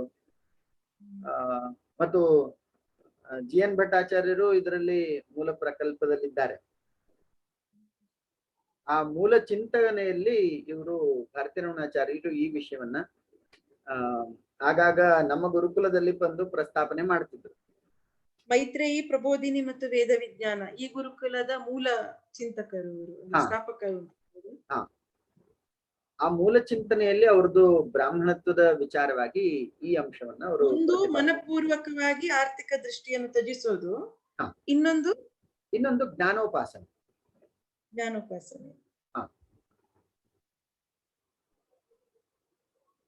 ಈ ಎರಡರ ಸಮಾಗಮ ಇದ್ದವನು ಮಾತ್ರ ಬ್ರಾಹ್ಮಣನಾಗ್ಲಿಕ್ಕೆ ಸಾಧ್ಯ ಅಂತ ಹೇಳಿ ಅವರ ವಿಚಾರ ಇತ್ತು. ಯಾರು ಅಲ್ಲ ನಾವು ಅಲ್ಲ, ಈಗಿನ ಸನ್ನಿವೇಶ. ಆದ್ರೆ ಅವರ ಜೀವನದ ಕೊನೆಯ ಕ್ಷಣದವರೆಗೂ ಅವರು ಅನೇಕ ನಿಯಮಗಳನ್ನ ಪಾಲನೆ ಮಾಡ್ಕೊಂಡು ಬಂದಿದ್ರು. ತುಂಬಾ ನಿಯಮಿತವಾದಂತಹ ಜೀವನವನ್ನ ನಡೆಸಿದ್ರು. ಅಂದ್ರೆ ಈಗ ಹೇಳಿದಂತಹ ಈ ಎರಡೂ ವಿಚಾರಗಳನ್ನ ಅವರು ಅನುಷ್ಠಾನ ಮಾಡ್ಕೊಂಡು ಬಂದಿದ್ರು. DVG ಅವರು ಕೂಡ. DVG ಅವ್ರದ್ದು ಇನ್ನೂ ಒಂದ್ ಸ್ವಲ್ಪ ಅದು ಅತ್ಯಂತ ಆದರ್ಶ ಜೀವನ ಅಂತಾನೆ ಹೇಳ್ಬೋದು. ಆ ತರದ ಒಂದು ಜೀವನ. ಗಾಂಧೀಜಿಯವರು ಬಂದ್ರು. ಗಾಂಧೀಜಿಯವರು ಒಂದು ಹಂತಕ್ಕೆ ಅವರು ತ್ಯಜಿಸ್ತಾರೆ. ಯಾವಾಗ ಕಡು ಬಡವನನ್ನ ನೋಡ್ತಾರೋ ಆಗ ಅವ್ರಿಗೆ ಈ ಉತ್ಸಾಹ, ಅಂದ್ರೆ ಆರ್ಥಿಕವಾದಂತಹ ಸ್ವಾತಂತ್ರ್ಯ ಬೇಡ ನನಗೆ ಅಂತ ಹೇಳಿ ತ್ಯಜಿಸಿ ಬರೀ 2 ಬಟ್ಟೆಯನ್ನು ಉಡ್ಲಿಕ್ಕೆ ಆರಂಭ ಮಾಡ್ತಾರೆ. ಸೊ ಈ ಹಿನ್ನೆಲೆಯಲ್ಲಿ ನೋಡುದಾದ್ರೆ ಬ್ರಾಹ್ಮಣತ್ವ ಎಂಬ ಶಬ್ದವು ಇಲ್ಲಿ ಶಂಕರರಿಂದ ಪ್ರಯೋಗ ಆಗಿರುವಂಥದ್ದು ಸ್ವಲ್ಪ ವಿಶಿಷ್ಟವಾಗಿ ನಮಗೆ ಕಂಡು ಬರ್ತದೆ. ಬೇರೆ ಯಾರು ಈ ಪದ ಪ್ರಯೋಗ ಮಾಡಲಿಲ್ಲ. ಅಂದ್ರೆ ಭಾಷ್ಯ ಇಷ್ಟೊಂದು ವಿಸ್ತೃತವಾಗಿ ಬರೆದಂತಹ ಉಲ್ಲೇಖಗಳೇ ತುಂಬಾ ಕಡಿಮೆ. ಈಗ ಅನೇಕ ಸ್ಮೃತಿ ವಚನಗಳು ಸಿಗ್ತದೆ. ಕಹ ಬ್ರಾಹ್ಮಣ ಅನ್ನುವಂತಹ ವಿಚಾರಕ್ಕೆ ಸಂಬಂಧಪಟ್ಟ ಹಾಗೆ ಅನೇಕ ವಾಕ್ಯಗಳು ಸಿಗ್ತದೆ. ಆದ್ರೆ ಅದನ್ನ ಅಲ್ಲಿ ಕೆಲವೊಂದು ಗುಣಗಳನ್ನ ಹೇಳಿದ್ದಾರೆ. ಉದಾಹರಣೆಗೆ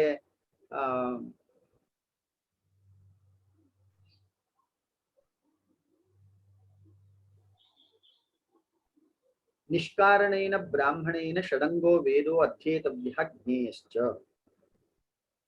ಬ್ರಾಹ್ಮಣ ಆದಂಥವನು ಕಾರಣವನ್ನ ಹುಡುಕದೆ ತನ್ನ ಕರ್ತವ್ಯವೆಂದು ಭಾವಿಸಿ ಷಡಂಗಗಳನ್ನು ಮತ್ತು ವೇದಗಳನ್ನು ಅಧ್ಯಯನ ಮಾಡುವಂಥದ್ದು. ನಿಷ್ಕಾರಣೇನ ಬ್ರಾಹ್ಮಣೇನ ಷಟ್ ಅಂಗಃ ಶಿಕ್ಷಾ, ವ್ಯಾಕರಣ, ಛಂದ, ನಿರುಕ್ತ, ಜ್ಯೋತಿಷ, ಕಲ್ಪ, ಈ 6 ಅಂಗಗಳು ಮತ್ತು ವೇದ, ತನ್ನ ವೇದ ಶಾಖೆ, ಇದನ್ನ ಅಧ್ಯಯನ ಮಾಡುವುದಲ್ಲದೆ ಅದನ್ನ ಅನುಸಂಧಾನವೂ ಮಾಡಬೇಕು. ಅಧ್ಯೇತವ್ಯ ಜ್ಞೇಯಶ್ಚ ಅಂತ ಹೇಳಿದ್ದಾರೆ. ವೇದಾರ್ಥವನ್ನ ಅವಗಾಹನೆ ಮಾಡುವಂಥದ್ದು ಮತ್ತು ವೇದವನ್ನ ಪರಂಪರಾ ಪ್ರಕಾರವಾಗಿ, ಪದ್ಧತಿಯ ಪ್ರಕಾರವಾಗಿ ಪರಿರಕ್ಷಣೆ ಮಾಡಲಿಕ್ಕೆ ಸಮರ್ಥನಾಗುವಂಥದ್ದು. ನಿಷ್ಕಾರಣೇನ ಬ್ರಾಹ್ಮಣೇನ ಷಡಂಗೋ ವೇದ ಅಧ್ಯೇತವ್ಯ ಜ್ಞೇಯಶ್ಚ. ಈ ಮಾತಿನಿಂದ ನಮ್ಗೇನ್ ಗೊತ್ತಾಗ್ತದೆ? ಬ್ರಾಹ್ಮಣನ ಕರ್ತವ್ಯ ಏನಿದೆಯೋ ಅದು ಷಟ್ ಅಂಗ ಅಧ್ಯಯನ ಮತ್ತು ವೇದಾಧ್ಯಯನ, ತದನಂತರ ವೇದದ ಅರ್ಥ ಅವಗಾಹನೆ. ಇದು ಒಂದು ರೀತಿಯ ವ್ಯಾಖ್ಯಾನ. ಇನ್ನು ಷಟ್ಕರ್ಮನಿಷ್ಠ ಬ್ರಾಹ್ಮಣ ಅಂತ ಉಲ್ಲೇಖ ಮಾಡಿದ್ದಾರೆ. ಅಂದ್ರೆ ಅಧ್ಯಯನಂ ಅಧ್ಯಾಪನಂ, ಯಜನಂ ಯಾಜನಂ, ದಾನಂ ಪ್ರತಿಗ್ರಹ, ಒಟ್ಟು 6 ಗುಣಗಳನ್ನು ಹೇಳಿದ್ದಾರೆ. ವೇದಶಾಸ್ತ್ರಗಳನ್ನ ಅಧ್ಯಯನ ಮಾಡುವಂಥದ್ದು ಮತ್ತು ಅಧ್ಯಾಪನ ಮಾಡುವಂಥದ್ದು, ಇದು ಮೊದಲನೆಯ ಅಂಶ, ಅಂದ್ರೆ ಅಧ್ಯಯನ ಅಧ್ಯಾಪನ. ಎರಡನೇದು ಯಜನಂ ಯಾಜನಂ. ಯಜನ ತಾನು ಯಜ್ಞವನ್ನ ಮಾಡುವಂಥದ್ದು, ನಿತ್ಯ ಅಗ್ನಿಹೋತ್ರ ಇವುಗಳನ್ನ ಅನುಷ್ಠಾನ ಮಾಡುವಂಥದ್ದು. ಯಾಜನಂ ಅಗ್ನಿಹೋತ್ರ ಅಥವಾ ಉಳಿದಂತಹ ವೈದಿಕ ಅನುಷ್ಠಾನಕ್ಕೆ ಬೇರೆಯವರಿಗೆ ಸಹಕಾರ ಕೊಡುವಂಥದ್ದು. ಯಜನ ಅಂದ್ರೆ ತಾನು ಮಾಡುವುದು, ಯಾಜನ ಅಂದ್ರೆ ಬೇರೆಯವರು ಮಾಡ್ಲಿಕ್ಕೆ ಸಹಾಯ ಮಾಡುವುದು. ದಾನಂ ಪ್ರತಿಗ್ರಹ, ತನ್ನಲ್ಲಿರುವಂತಹ ವಸ್ತುವನ್ನ ಪರದ ಅಪೇಕ್ಷೆ ಅಥವಾ ತನಗೆ ಅಪೇಕ್ಷೆಯನ್ನ ಪಡದೆ ಪ್ರತಿಫಲವನ್ನ ಇಚ್ಛಿಸದೆ ಕೊಡುವಂಥದ್ದು ದಾನಂ. ಪ್ರತಿಗ್ರಹ, ತಾನು ದಾನವನ್ನು ಸ್ವೀಕರಿಸುವಂಥದ್ದು. ಪರಿಗ್ರಹ. ಈ ರೀತಿ ಷಟ್ಕರ್ಮನಿಷ್ಠ ಬ್ರಾಹ್ಮಣ ಅಂತ ಹೇಳಿ ಉಲ್ಲೇಖ ಮಾಡಿದ್ದಾರೆ. ಹೀಗೆ ಬ್ರಾಹ್ಮಣನ ಬಗ್ಗೆ ಅನೇಕ ಗ್ರಂಥಗಳಲ್ಲಿ ಉಲ್ಲೇಖ ಇದೆ. ಆದ್ರೆ ಇಲ್ಲಿ ಪ್ರಶ್ನೆ ಇರುವಂತದ್ದು, ಕಾಲ ಕಳೆದ ಹಾಗೆ ವರ್ಣದಿಂದ ಆಶ್ರಮಕ್ಕೆ ಪರಿವರ್ತನೆಗೊಂಡಾಗ ಈ ಬ್ರಾಹ್ಮಣತ್ವದ ವಿಚಾರವಾಗಿಯೂ ಅದರ ಸ್ಪಿರಿಟ್ ಅಥವಾ ಮೂಲ ಅಂಶಗಳು ಉಳಿಸ್ಕೊಂಡು ಬಂದಿರುವಂತಹ ಸಾಧ್ಯತೆ ತುಂಬಾ ಕಡಿಮೆ.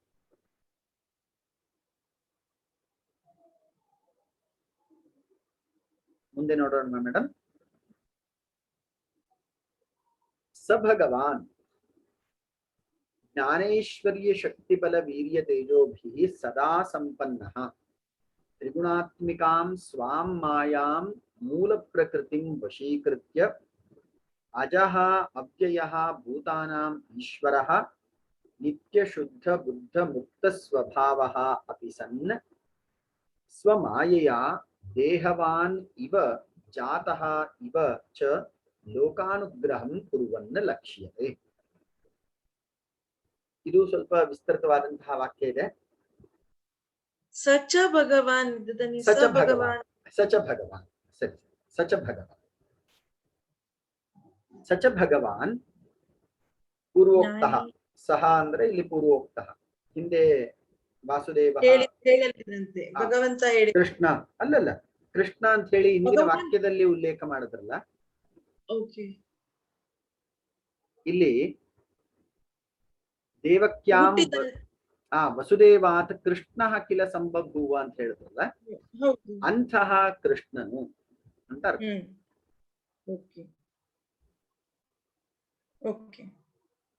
ಅಂತಹ ಕೃಷ್ಣ ಜನ್ಮಿಸಿದ ಕೃಷ್ಣನು ಅಂತ ತಿಳ್ಕೊಳ್ಬಹುದು. ಇಲ್ಲಿ ಈಗ ಪ್ರಶ್ನೆ ಇರುವಂತದ್ದು ಸರ್ವಶಕ್ತನಾದಂತಹ ಭಗವಂತ ಮತ್ತು ಕೃಷ್ಣನ ರೂಪದಲ್ಲಿ ಅವತರಿಸಿರುವಂತಹ ನಾರಾಯಣ, ಇವರಿಬ್ಬರಿಗೂ ಒಂದು ಅಂಶವನ್ನ ಕೊಂಡಿಯ ರೂಪದಲ್ಲಿ ಈ ವಾಕ್ಯವನ್ನ ರಚನೆ ಮಾಡಿದ್ದಾರೆ. ಸರ್ವಶಕ್ತನಾದಂತಹ ಭಗವಂತನು ಸಚ ಭಗವಾನ್ ಜ್ಞಾನ ಐಶ್ವರ್ಯ ಶಕ್ತಿ ಬಲ ವೀರ್ಯ ತೇಜೋಭಿ ಸದಾ ಸಂಪನ್ನಃ. ಸರ್ವಶಕ್ತನಾದಂತಹ ಭಗವಂತನು, ಸರ್ವಶಕ್ತ ಅಂದ್ರೆ ಇಲ್ಲಿ ಜ್ಞಾನ ಐಶ್ವರ್ಯ ಶಕ್ತಿ ಬಲ ವೀರ್ಯ ತೇಜಸ್ಸು. ಜ್ಞಾನ ಐಶ್ವರ್ಯ ಶಕ್ತಿ ಬಲ ವೀರ್ಯ ಮತ್ತು ತೇಜಸ್ಸು, ಇವಿಷ್ಟು ಗುಣಗಳಿಂದ ಸರ್ವದಾ ಸಂಪನ್ನ, ಸದಾ ಸಂಪನ್ನ, ಸದಾ ಕಾಲವು ಈ ಶಕ್ತಿಗಳನ್ನ ಹೊಂದಿರುವಂತಹ ಭಗವಂತನು. ಆಂಗ್ಲ ಭಾಷೆಯಲ್ಲಿ ಅಥವಾ ಸಂಸ್ಕೃತ ಭಾಷೆಯಲ್ಲಿ 3 ಶಬ್ದಗಳ ಪ್ರಯೋಗ ಇದೆ. ಸರ್ವವ್ಯಾಪ್ತಃ, ಸರ್ವಶಕ್ತಃ, ಸರ್ವಜ್ಞಃ. ಆಂಗ್ಲ ಭಾಷೆಯಲ್ಲಿ ಆಮ್ನಿ ಪ್ರೆಸೆಂಟ್, ಆಮ್ನಿಶಿಯಂಟ್ ಅಂಡ್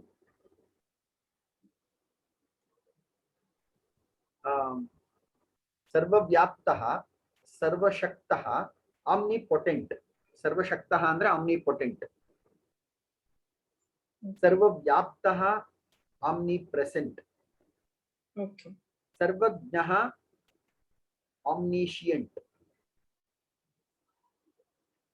ಈ ಮೂರು ಗುಣಗಳಿಂದ ಭಗವಂತನ ವರ್ಣನೆಯನ್ನ ನಾವು ಮಾಡಬಹುದು ಅಂತ ಹೇಳಿ ಅದರ ವಿಸ್ತೃತವಾದಂತಹ ಅಂಶವನ್ನ ಇಲ್ಲಿ ಕೊಟ್ಟಿದ್ದಾರೆ. ಜ್ಞಾನ, ಐಶ್ವರ್ಯ, ಶಕ್ತಿ, ಬಲ, ವೀರ್ಯ, ತೇಜೋಭಿ. ಈ 6 ಗುಣಗಳಿಂದ ಅವನು ಸದಾ ಸಂಪನ್ನನಾಗಿರ್ತಾನೆ, ಹೊಂದಿರ್ತಾನೆ ಅವನು. ತ್ರಿಗುಣಾತ್ಮಿಕಾಂ ಮಾಯಾಂ ಸ್ವಾಂ ಮೂಲ ಪ್ರಕೃತಿಂ ವಶೀಕೃತ್ಯ. ಇಲ್ಲಿ ಅದ್ವೈತ ಚಿಂತನೆಯನ್ನ ನಾವು ಸ್ವಲ್ಪ ಮನಸ್ಸಿಗೆ ತಂದುಕೊಳ್ಬೇಕಾಗ್ತದೆ. ಅದ್ವೈತದ ಪ್ರಕಾರ ಮಾಯೆಗೆ ಯಾವುದೇ ಶಕ್ತಿ ಇಲ್ಲ. ಅಲ್ಲಿ 3 ಗುಣಗಳಿದೆ. ಸತ್ವ, ರಜಸ್ಸು, ತಮಸ್ಸು ಎಂಬಂತಹ 3 ಗುಣಗಳಿದೆ. ಮತ್ತು ಹಿಂದೆ ನಾವು ಚರ್ಚೆ ಮಾಡಿದ ಹಾಗೆ ಆವರಣ ಶಕ್ತಿ ಮತ್ತು ವಿಕ್ಷೇಪ ಶಕ್ತಿ ಎಂಬಂತಹ ಗುಣಗಳಿದೆ. ಇವುಗಳು ಪ್ರಾತಿಭಾಸಿಕ ಸತ್ತ ಮತ್ತು ವ್ಯಾವಹಾರಿಕ ಸತ್ತದಲ್ಲೂ ಮಾಯೆ ಬರ್ತದೆ. ಅದನ್ನ ಅಂಗೀಕಾರ ಮಾಡ್ಕೊಳ್ತಾರೆ. ಪ್ರಾತಿಭಾಸಿಕ, ವ್ಯಾವಹಾರಿಕ ಮತ್ತು ಪಾರಮಾರ್ಥಿಕ ಈ 3 ಸತ್ತೆಯನ್ನ ಅಂಗೀಕಾರ ಮಾಡ್ತಾರೆ ಅದ್ವೈತಿಗಳು. ಆದ್ರೆ ಮಾಯೆಯ ಮೂಲ ಶಕ್ತಿ ಯಾವುದು ಅಂದ್ರೆ ಸತ್ವರಜಸ್ತಮೋ ಗುಣಗಳು, ಹಾಗೆಯೇ ಆವರಣ ಶಕ್ತಿ ಮತ್ತು ವಿಕ್ಷೇಪ ಶಕ್ತಿ. ಆವರಣ ಶಕ್ತಿ ಮತ್ತು ವಿಚ್ಛೇದಕ ಶಕ್ತಿ. ವಿಕ್ಷೇಪ ಶಕ್ತಿ. ವಿಕ್ಷೇಪ, ಹೌದೌದು, ವಿಕ್ಷೇಪ. ಇದನ್ನ ನಾವು ಮೊದಲನೇ ಅವಧಿಯಲ್ಲಿ ಚರ್ಚೆ ಮಾಡಿ. ಹೌದು, ಆವರಣ ಶಕ್ತಿ ಅಂದ್ರೆ ಇರುವುದನ್ನು ಇಲ್ಲ ಅನ್ನೋ ರೀತಿಯಲ್ಲಿ ಒಂದು ಕಲ್ಪಿಸುವುದು. ವಿಕ್ಷೇಪ ಅಂದ್ರೆ ಅದು ಅಲ್ಲ ಅಂತ ಹೇಳುವುದು. ಎರಡು ಅಂತ ಹೇಳಿ ಅದರ ಮೇಲೆ ಇನ್ನೊಂದರ ಆರೋಪ ಆಗುವುದು. ಈಗ ರಜ್ಜುವಿನ ಮೇಲೆ ಸರ್ಪ ಎಂಬಂತಹ ಆರೋಪ, ಅದರ ಜ್ಞಾನ ಆಭಾಸ. ಹೌದು. ಸೊ ತ್ರಿಗುಣಾತ್ಮಿಕಾಂ ಸ್ವಾಂ ಮಾಯಾಂ ಮೂಲ ಪ್ರಕೃತಿಂ ವಶೀಕೃತ್ಯ. ಸೃಷ್ಟಿಯನ್ನ ಮಾಡುವಂತಹ ಸಂದರ್ಭದಲ್ಲಿ ತ್ರಿಗುಣಾತ್ಮಕವಾದಂತಹ ಮಾಯೆಯನ್ನ ತನ್ನ ವಶದಲ್ಲಿ ಇಟ್ಟುಕೊಂಡು ಅಜಃ ಅವ್ಯಯಃ ಭೂತಾನಾಂ ಈಶ್ವರಃ. ಅಜಃ ಅನ್ನುವ ಶಬ್ದಕ್ಕೆ ನ ಜಾಯತೆ ಇತ್ಯಜಃ. ಯಾರಿಗೆ ಹುಟ್ಟು ಎಂಬಂತಹ ವಿಕಾರ ಇಲ್ಲವೋ, ಷಡ್ಭಾವ ವಿಕ್ರಿಯಾ ಅಂತ ಹೇಳ್ತಾರೆ. ಷಡ್ಭಾವ ವಿಕ್ರಿಯೆಯಲ್ಲಿ ಜಾಯತೆ, ಅಸ್ತಿ, ವರ್ಧತೆ, ವಿಪರಿಣಮತೆ, ಅಪಕ್ಷೀಯತೆ, ಮ್ರಿಯತೆ, ಒಟ್ಟು 6 ಭಾವ ವಿಕ್ರಿಯೆಯನ್ನ ಹೇಳ್ತಾರೆ. ಇದನ್ನ ಗುರುತು ಹಾಕೊಳ್ಳಿ ಮೇಡಮ್. ಈ 6 ಭಾವ ವಿಕ್ರಿಯೆಗಳು ಎಲ್ಲ ಜೀವಿಗೂ ಇರ್ತದೆ. ಹುಟ್ಟು ಮತ್ತು ಸಾವಿನ ನಡುವೆ ಇರುವಂತಹ ಈ ಸಂಸಾರದಲ್ಲಿ 6 ಭಾವ ವಿಕ್ರಿಯೆಗಳು ನಡೆಯುತ್ತೆ. ಜಾಯತೆ, ಇದು ಮೊದಲನೇದು, ಹುಟ್ಟುತ್ತದೆ, ಜಾಯತೆ. ಎರಡನೇದು ಅಸ್ತಿ, ಹುಟ್ಟಿದ ನಂತರ ಅಸ್ತಿತ್ವ ಅಥವಾ ಎಕ್ಸಿಸ್ಟೆನ್ಸ್ ಇದು ಬರ್ತದೆ. ಇದನ್ನ ಎರಡನೆಯ ಭಾವ ವಿಕ್ರಿಯೆ ಅಂತ ಕರೀತಾರೆ. ಭಾವ ವಿಕ್ರಿಯೆ ಅಂದ್ರೆ ಅದು ಕಾಲಾಂತರದಲ್ಲಿ ನಾಶವನ್ನು ಹೊಂದುವಂಥದ್ದು ಅಂತ. ಜಾಯತೆ, ಜಾಯತೆ, ಅಸ್ತಿ, ವರ್ಧತೆ, ಬೆಳೆಯುತ್ತೆ. ಒಂದು ಮಗು ಆರಂಭದಲ್ಲಿ ಹುಟ್ಟಿದ ನಂತರ ಅದಕ್ಕೆ ಅಸ್ತಿತ್ವ ಅಂತ ಬರ್ತದೆ. ತದನಂತರ ಅದು ನಿಶ್ಚಿತ ಕಾಲದವರೆಗೆ ಬೆಳೆಯುತ್ತೆ, ವರ್ಧತೆ. ವಿಪರಿಣಮತೆ, ವರ್ಧನೆ ಒಂದು ಹಂತದವರೆಗೆ ನಡೆಯುತ್ತೆ. ಶಾರೀರಿಕ, ಬೌದ್ಧಿಕ, ಮಾನಸಿಕ ಈ 3 ಹಂತದ ವರ್ಧನೆ, ಬೆಳವಣಿಗೆ ಒಂದು ಹಂತದವರೆಗೆ, ಸುಮಾರು ಒಂದು 16-18 ವರ್ಷದವರೆಗೆ ಮನುಷ್ಯ ಅಥವಾ ಒಂದು ಮಗು ಬೆಳೀತದೆ. 18ರ ನಂತರದಲ್ಲಿ ವಿಪರಿಣಮತೆ. ವಿಪರಿಣಮತೆ ಅಂದ್ರೆ ಬದಲಾವಣೆ ಆಗ್ತಾ ಇರ್ತದೆ. ಬೆಳವಣಿಗೆ ಅಲ್ಲ, ಬದಲಾವಣೆ. ಸುಮಾರು ಒಂದು 18ರಿಂದ ಒಂದು 60 ವಯಸ್ಸಿನವರೆಗೆ ಬದಲಾವಣೆಯ ಕಾಲ. 60-70 ವಯಸ್ಸಿನವರೆಗೆ. ಅಪಕ್ಷೀಯತೆ ಅಂದ್ರೆ ಅದರ ಕ್ರಮೇಣವಾಗಿ ಶರೀರವು ತನ್ನ ಶಕ್ತಿಯನ್ನ ದುರ್ಬಲ ಪಡಿಸ್ಕೊಳ್ತಾ ಬರ್ತದೆ. ಶೀರ್ಯತೆ ಇತಿ ಶರೀರಂ. ಶರೀರವು ತನ್ನ ಶಕ್ತಿಯನ್ನ ಕಳ್ಕೊಳ್ತಾ ಬರ್ತದೆ. ಅಪಕ್ಷೀಯತೆ. ಕೊನೆಗೆ 6ನೇ ಭಾವ ವಿಕ್ರಿಯೆ ಮ್ರಿಯತೆ. ಮರಣವನ್ನು ಹೊಂದುವಂತ. ಈ 6 ಭಾವ ವಿಕ್ರಿಯೆಗಳು ಎಲ್ಲ ಜೀವಿಗೂ ಉಂಟು. ಸಾವಿನ ನಡುವೆ ಬರ್ತವೆ. ಹುಟ್ಟು ಮತ್ತು ಸಾವು ಎರಡನ್ನು ಸೇರಿಸಿಕೊಂಡೇ ಭಾವ ವಿಕ್ರಿಯೆ. ಹುಟ್ಟು ಜಾಯತೆ, ಮ್ರಿಯತೆ ಸಾವು. ಇವೆರಡನ್ನು ಸೇರಿಸಿಕೊಂಡ ಹಾಗೆ ಒಟ್ಟು 6 ಭಾವ ವಿಕ್ರಿಯೆಗಳನ್ನು ಹೇಳಿದ್ದಾರೆ. ಇದು ಪರಮಾತ್ಮನಿಗೆ ಇಲ್ಲ ಎಂಬುದು ಇಲ್ಲಿ ವಿಚಾರ. ಷಡ್ಭಾವ ವಿಕ್ರಿಯಾ ವಿರಹಿತ, ಅವನಿಗೆ ಈ 6 ಭಾವ ವಿಕ್ರಿಯೆ ಇಲ್ಲ. ಅಜಃ ಅವ್ಯಯ, ಅವನಿಗೆ ಹುಟ್ಟೇ ಇಲ್ದಿರೋದ್ರಿಂದ ಮುಂದಿನ ಯಾವ ಭಾವ ವಿಕ್ರಿಯೆಯೂ ಇಲ್ಲ. ಅವನು ಕ್ಷಯ ರಹಿತನಾಗಿರ್ತಾನೆ. ಭೂತಾನಾಂ ಈಶ್ವರ. ಇಲ್ಲಿ ಹುಟ್ಟು, ಅವ್ಯಯ ಅಂದ್ರೆ ಏನರ್ಥ? ಅಲ್ಲಲ್ಲ, ಅಜಹ ಅಂದ್ರೆ ಇಲ್ಲದಿರುವವನು. ಹುಟ್ಟಿಲ್ಲದವ. ಹುಟ್ಟೇ ಇಲ್ಲದಿರುವವನು. ಅವ್ಯಯ ಯಾರಿಗೆ ನಾಶವೂ ಇಲ್ಲವೋ ಅವನು. ಭೂತಾನಾಂ ಈಶ್ವರ, ಎಲ್ಲ ಜೀವಾತ್ಮರಿಗೂ ಅವನು ಒಡೆಯನಾಗಿರ್ತಾನೆ ಅಥವಾ ಈಶ್ವರನಾಗಿರ್ತಾನೆ, ಪ್ರಭುವಾಗಿರ್ತಾನೆ.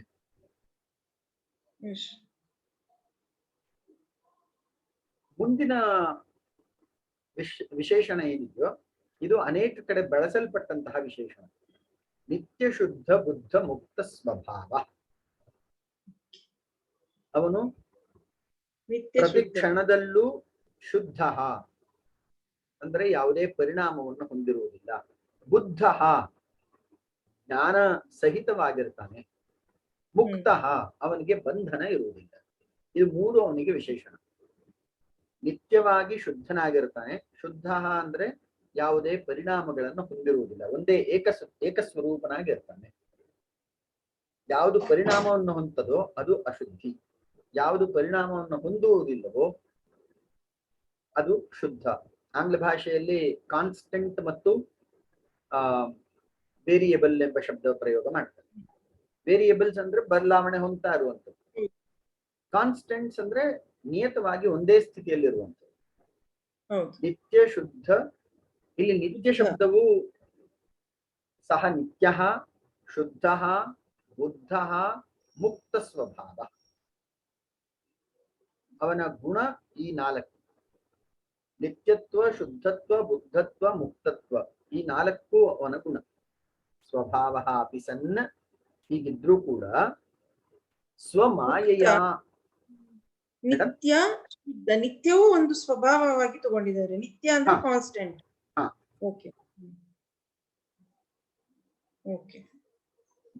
ಸ್ವಮಾಯೆಯ, ತನ್ನ ಮಾಯಾಶಕ್ತಿಯಿಂದ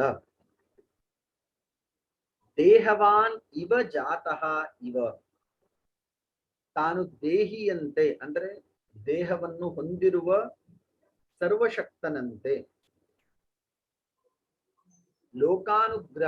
ಲೋಕಾನುಗ್ರಹಂ ಕುರ್ವನ್ನ ಲಕ್ಷ್ಯತೆ. ಈಗ ಕೃಷ್ಣನ ಜೀವನವನ್ನ ನೋಡಿದ್ರೆ ಅವನು ಸರ್ವಧರ್ಮಾನ್ ಪರಿತ್ಯಜ್ಯ ಮಾಮೇಕಂ ಶರಣಂ ವ್ರಜ ಅಂತ ಹೇಳಿ ಅರ್ಜುನನಿಗೆ ಹೇಳ್ತಾನಲ್ಲ. ಕೊನೆಯಲ್ಲಿ ನೀನು ನನಗೆ ಶರಣಾಗತಿಯನ್ನು ಹೊಂದು ಅಂತ ಹೇಳಿ ಸ್ಪಷ್ಟವಾಗಿ ಹೇಳ್ತಾನೆ. ಇನ್ನು ಅನೇಕ ಕಡೆ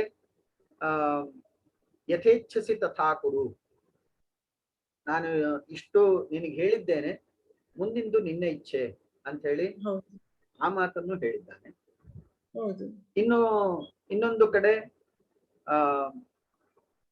ನಿಮಿತ್ತ ಮಾತ್ರಂ ಭವಸವ್ಯ ಸಾಚಿನ್, ನಾನು ಎಲ್ಲವನ್ನು ಮಾಡಿದ್ದೇನೆ, ಕೇವಲ ನಿಮಿತ್ತವಾಗಿ ನೀನು ನಿಂತುಕೋ, ಮಿಕ್ಕಿದ್ದೆಲ್ಲ ಆಗೋಗಿದೆ, ನನ್ನಿಂದ ಎಲ್ಲ ಮಾಡಲ್ಪಟ್ಟಿದೆ, ನೀನು ಕೇವಲ ನಿಮಿತ್ತನಾಗು ಅಂತ ಹೇಳಿದ್ದಾನೆ.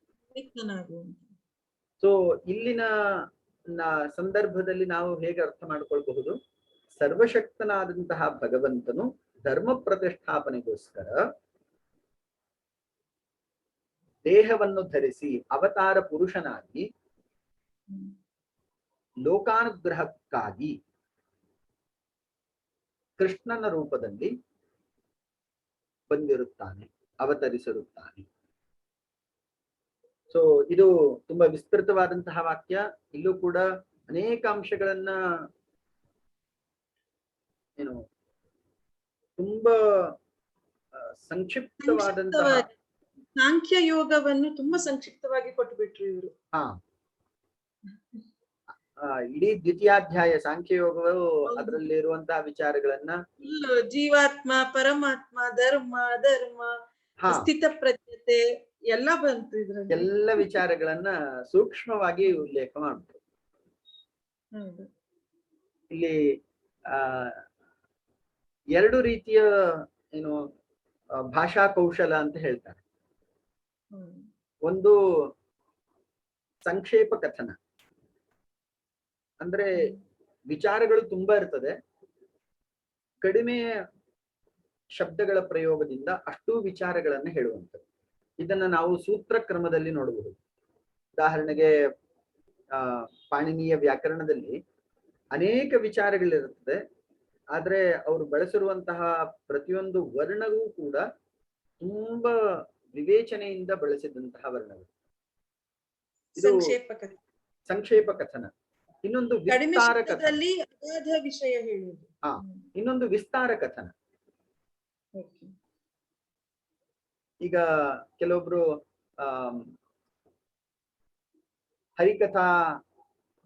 ಹರಿಕಥೆಯನ್ನ ನಾವು ಕೇಳಿದಾಗ ಅವರು ಒಂದೇ ಒಂದು ಶ್ಲೋಕವನ್ನ ತೆಗೆದುಕೊಳ್ತಾರೆ, 1 ಗಂಟೆ ಮಾತಾಡ್ತಾರೆ. ಅಲ್ಲಿರುವಂತಹ ವಿಷಯವನ್ನ ಅಷ್ಟು ವಿಸ್ತಾರವಾಗಿ, ತುಂಬಾ ಸುದೀರ್ಘವಾಗಿ, ಮನರಂಜಕವಾಗಿ, ಆಪ್ಯಾಯಮಾನವಾಗಿ ಹೇಳ್ತಾರೆ. ಇದು ವಿಸ್ತಾರ ಕಥನ.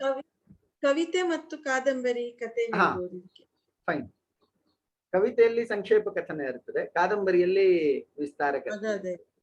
ಇಲ್ಲಿ ಭಾಷ್ಯವೂ ಕೂಡ ಅತ್ಯಂತ ಗಂಭೀರವಾಗಿ ಅವರು ಉಪೋದ್ಘಾತ ಭಾಷ್ಯದಲ್ಲಿ ಇಡೀ ಭಗವದ್ಗೀತೆಯ ಸಾರ ಸಂಗ್ರಹವನ್ನು ಮಾಡಿದ್ದಾರೆ. ಆದ್ದರಿಂದ ಇಲ್ಲಿನ ಪ್ರತಿಯೊಂದು ಪದವೂ ಕೂಡ ಹೆಚ್ಚಿನ ಅರ್ಥವನ್ನು ಹೊಂದಿದೆ ಅಂತ ಭಾವಿಸ್ತೀವಿ. ಇದು ಈ ನಿತ್ಯ ಶುದ್ಧ ಬುದ್ಧ ಮುಕ್ತ ಈ ಸಾಲ್ ನೋಡುವಾಗ ನಂಗೆ ಪಂಚಮ ದಶೋಧ್ಯಾಯ ಊರ್ಧ್ವ ಮೂಲ ಮದ ಶಾಖಂ ನೆನಪಾಯ್ತು. ಅವ್ಯಕ್ತಂ ಪ್ರಾಹುರವ್ಯಂ, ಅದು ಛಂದಾಂಸಿ ಯತ್ರ ಕರ್ಮಣಿ. ಅದು ಆ ಪಂಚದಶೋಧ್ಯಾಯದಲ್ಲಿ ನಂಗೆ ಛೇದವಿಲ್ಲ, ನನ್ನನ್ನು ಕಡಿಯಲಾಗಲ್ಲ, ನಾನು ಯಾವ ರೀತಿ ಮಮೈವಾಂಶೋ ಜೀವಲೋಕೆ ಎಲ್ಲ ಫುಲ್ ಗೀತೆ ಇದ್ರಲ್ಲಿ ಬಂತ ಅಂತ ಆಯ್ತು ನಂಗೆ. ಹೌದು, ಅಲ್ಲಿ ನೀವು ಹೇಳಿದಾಗೆ ದ್ವಿತೀಯಾಧ್ಯಾಯದಲ್ಲೂ ಈ ಅಂಶ ಇದೆ, ಪಂಚದಶಾಧ್ಯಾಯದಲ್ಲೂ ವಿಸ್ತಾರವಾಗಿದೆ, ಏಕಾದಶಾಧ್ಯಾಯದಲ್ಲೂ ಇದೆ. ಅದು ಏಕಾದಶಾಧ್ಯಾಯ ನೀವು ಹೇಳಿದ ಹಾಗೆ ವೇದದ ಡೈರೆಕ್ಟ್ ಸಾರ ಅಂತ ಅನಿಸ್ತದೆ. ಅಲ್ಲೂ ಕೂಡ ಭಗವಂತ ಹೇಗೆ ತನ್ನ ಸ್ವರೂಪವನ್ನ ವಿಸ್ತಾರವಾಗಿ ತೋರಿಸ್ತಾನೆ ಅನ್ನುವಂತ ಉಲ್ಲೇಖ ಇದೆ. ಸೊ ಅಲ್ಲಿನ ಸಾರವನ್ನ ಕೆಲವೊಂದು ಶಬ್ದಗಳಲ್ಲಿ ಇವರು ಹಿಡಿದಿಟ್ಟಿದ್ದಾರೆ ಉಪೋದ್ಘಾತ ಭಾಷೆಯಲ್ಲಿ. ಸೊ ಲಕ್ಷ್ಯತೆಯವರೆಗೆ ಆಯ್ತು. ದೇಹವಾನಿವ ಜಾತಃ ಇವ ಲೋಕಾನುಗ್ರಹಂ ಕುರುವನ್ನಿವ ಲಕ್ಷ್ಯತೆ. ಇಲ್ಲಿಗೆ ನಿಲ್ಲಿಸ್ಕೊಳ್ಳೋಣ ಮೇಡಮ್, ಅಥವಾ ಇನ್ನೊಂದು ಸ್ವಲ್ಪ ಮುಂದೆ ಹೋಗ್ಬೋದು? ಇಲ್ಲ ಬೇಡ, ಸಾಕು, 5 ಕಾಲ ಆಯ್ತು ನಿಮ್ದು. ಸರಿ. ನಾನು ಅದನ್ನ ಗಮನಿಸ್ಲಿಲ್ಲ, ನೋಡ್ದೆ, ಆಮೇಲೆ ನೋಡುವ ಅಂತ ಹೇಳಿ. ಪರವಾಗಿಲ್ಲ, ನೀವು ನೋಡಿ ನಂಗೆ ಅದ್ರಲ್ಲಿ ತಪ್ಪಿರೋದನ್ನ ಕಳಿಸಿ ನಾನು ತಿದ್ಕೊಳ್ತೀನಿ. ಅದರ ಕರೆಕ್ಷನ್ ಅಷ್ಟೇ. ನಾನ್ ನಿಮ್ಗೆ ಗುರುವಾರದೊಳಗೆ ಕಳಿಸಿ ಬಿಡ್ತೀನಿ. ಕ್ಲಾಸ್ ಅಲ್ಲಿ ಹೇಳಿದ್ರು. ಅಂದ್ರೆ ನೀವು ಒಂದೇ ಫೈಲ್ ಅಲ್ಲಿ ಕಂಟಿನ್ಯೂ ಮಾಡ್ತಾ ಇದ್ದೀರಲ್ವಾ? ಇಲ್ಲ, ಪಾಠ 1, ಪಾಠ 2, ಪಾಠ 3 ಅಂತಾನೆ ಮಾಡ್ತಾ ಇದ್ದೇನೆ. ಅಂದ್ರೆ ಬೇರೆ ಬೇರೆ ಫೈಲೇ ಬೇರೆ ಮಾಡ್ತಿದ್ದೀರಾ? ಪ್ರತಿ ಕ್ಲಾಸ್ ಇದು ಬೇರೆ ಬೇರೆ ಫೈಲ್. ನಿಮ್ಗೆ ನಾನು ಫಸ್ಟ್ ಕಳಿಸಿದ್ದು ಗೀತಾ ಪಾಠ 1 ವರ್ಡ್ ಡಾಕ್ಯುಮೆಂಟ್, ಈಗ ಕಳಿಸಿರೋದು ಗೀತಾ ಪಾಠ 2, ನೆಕ್ಸ್ಟ್ ಬರೋದು ಗೀತಾ ಪಾಠ 3. ಫೈಲ್ಸ್ ಬೇರೆ ಮಾಡ್ತಾ ಇದ್ದೀನಿ ನಾನು. ಹೌದು, ಸರಿ. ಒಂದರಲ್ಲೇ ಮುಂದುವರೆಕೊಂಡು ಹೋಗ್ಬೋದು ಅಂತ. ಅಲ್ಲ, ಒಂದರಲ್ಲಿ ಇದ್ರೆ ನೀವು ಪುನಃ ಸ್ಕ್ರೋಲ್ ಮಾಡ್ಬೇಕಲ್ಲ ಸರ್, ಅಷ್ಟು ಪೇಜ್ ಬಿಟ್ಟು ಎರಡನೇದಕ್ಕೆ ಹೋಗಿ ನೋಡ್ಬೇಕಲ್ವಾ, ಹಾ ಹಾ ಹುಡ್ಕುವಾಗ ಹಾ ಹಾಗೆ. ಹಾ ಕಷ್ಟ ಆಗತ್ತೆ ಅಲ್ವಾ ಅದು. ಅಷ್ಟು ಸರಿ ಸರಿ ಪೇಜಸ್ ಮುಂದೆ ಮುಂದೆ ಹೋದಾಗೆ ಅದನ್ನ ಸ್ಕ್ರೋಲ್ ಮಾಡೋದು ತುಂಬಾ ಸರಿ ಕಷ್ಟ. ಸರಿ ಸರಿ. ನನಗೂ ಹಾ ಏನಾದ್ರು ಬೇಕು ಹುಡುಕ್ಲಿಕ್ಕೆ ಅಂದ್ರೆ ಅಷ್ಟು ಪೇಜ್ ಆಚೆ ಈಚೆ ಮಾಡಿ ನೋಡೋ ಬದಲು ಹಾ ಪಾಠ 2ರಲ್ಲಿ ಬಂದಿತ್ತು ಅಂದ್ರೆ ಸರ್ಚ್ ಕೊಟ್ರೆ ಆ ವರ್ಡ್ ಕೊಟ್ರೆ ಇಮಿಡಿಯೇಟ್ ಬರುತ್ತೆ. ಹಾಗೆ ಫೈನ್ ಫೈನ್, ಅದೊಂದು ಒಳ್ಳೆ ಉಪಾಯ. ಸರಿ ಸರಿ ಸರಿ ಸರಿ ಸರಿ ಸರಿ. ಧನ್ಯವಾದ. ಹಾ, ಮಂಗಲದೊಂದಿಗೆ ನಮಸ್ಕಾರ. ಮುಗಿಸೋಣ. ನಾರಾಯಣ ಪರೋ ವ್ಯಕ್ತಾತ್ ಅಂಡಮವ್ಯಕ್ತ ಸಂಭವಂ ಅಂಡಸ್ಯಾಂತಸ್ತು ಮೇ ಲೋಕಾಃ ಸಪ್ತದ್ವೀಪಾ ಚ ಮೇದಿನಿ. ಧನ್ಯವಾದ. ಧನ್ಯವಾದ. ನಮಸ್ತೆ. ನಮಸ್ತೆ.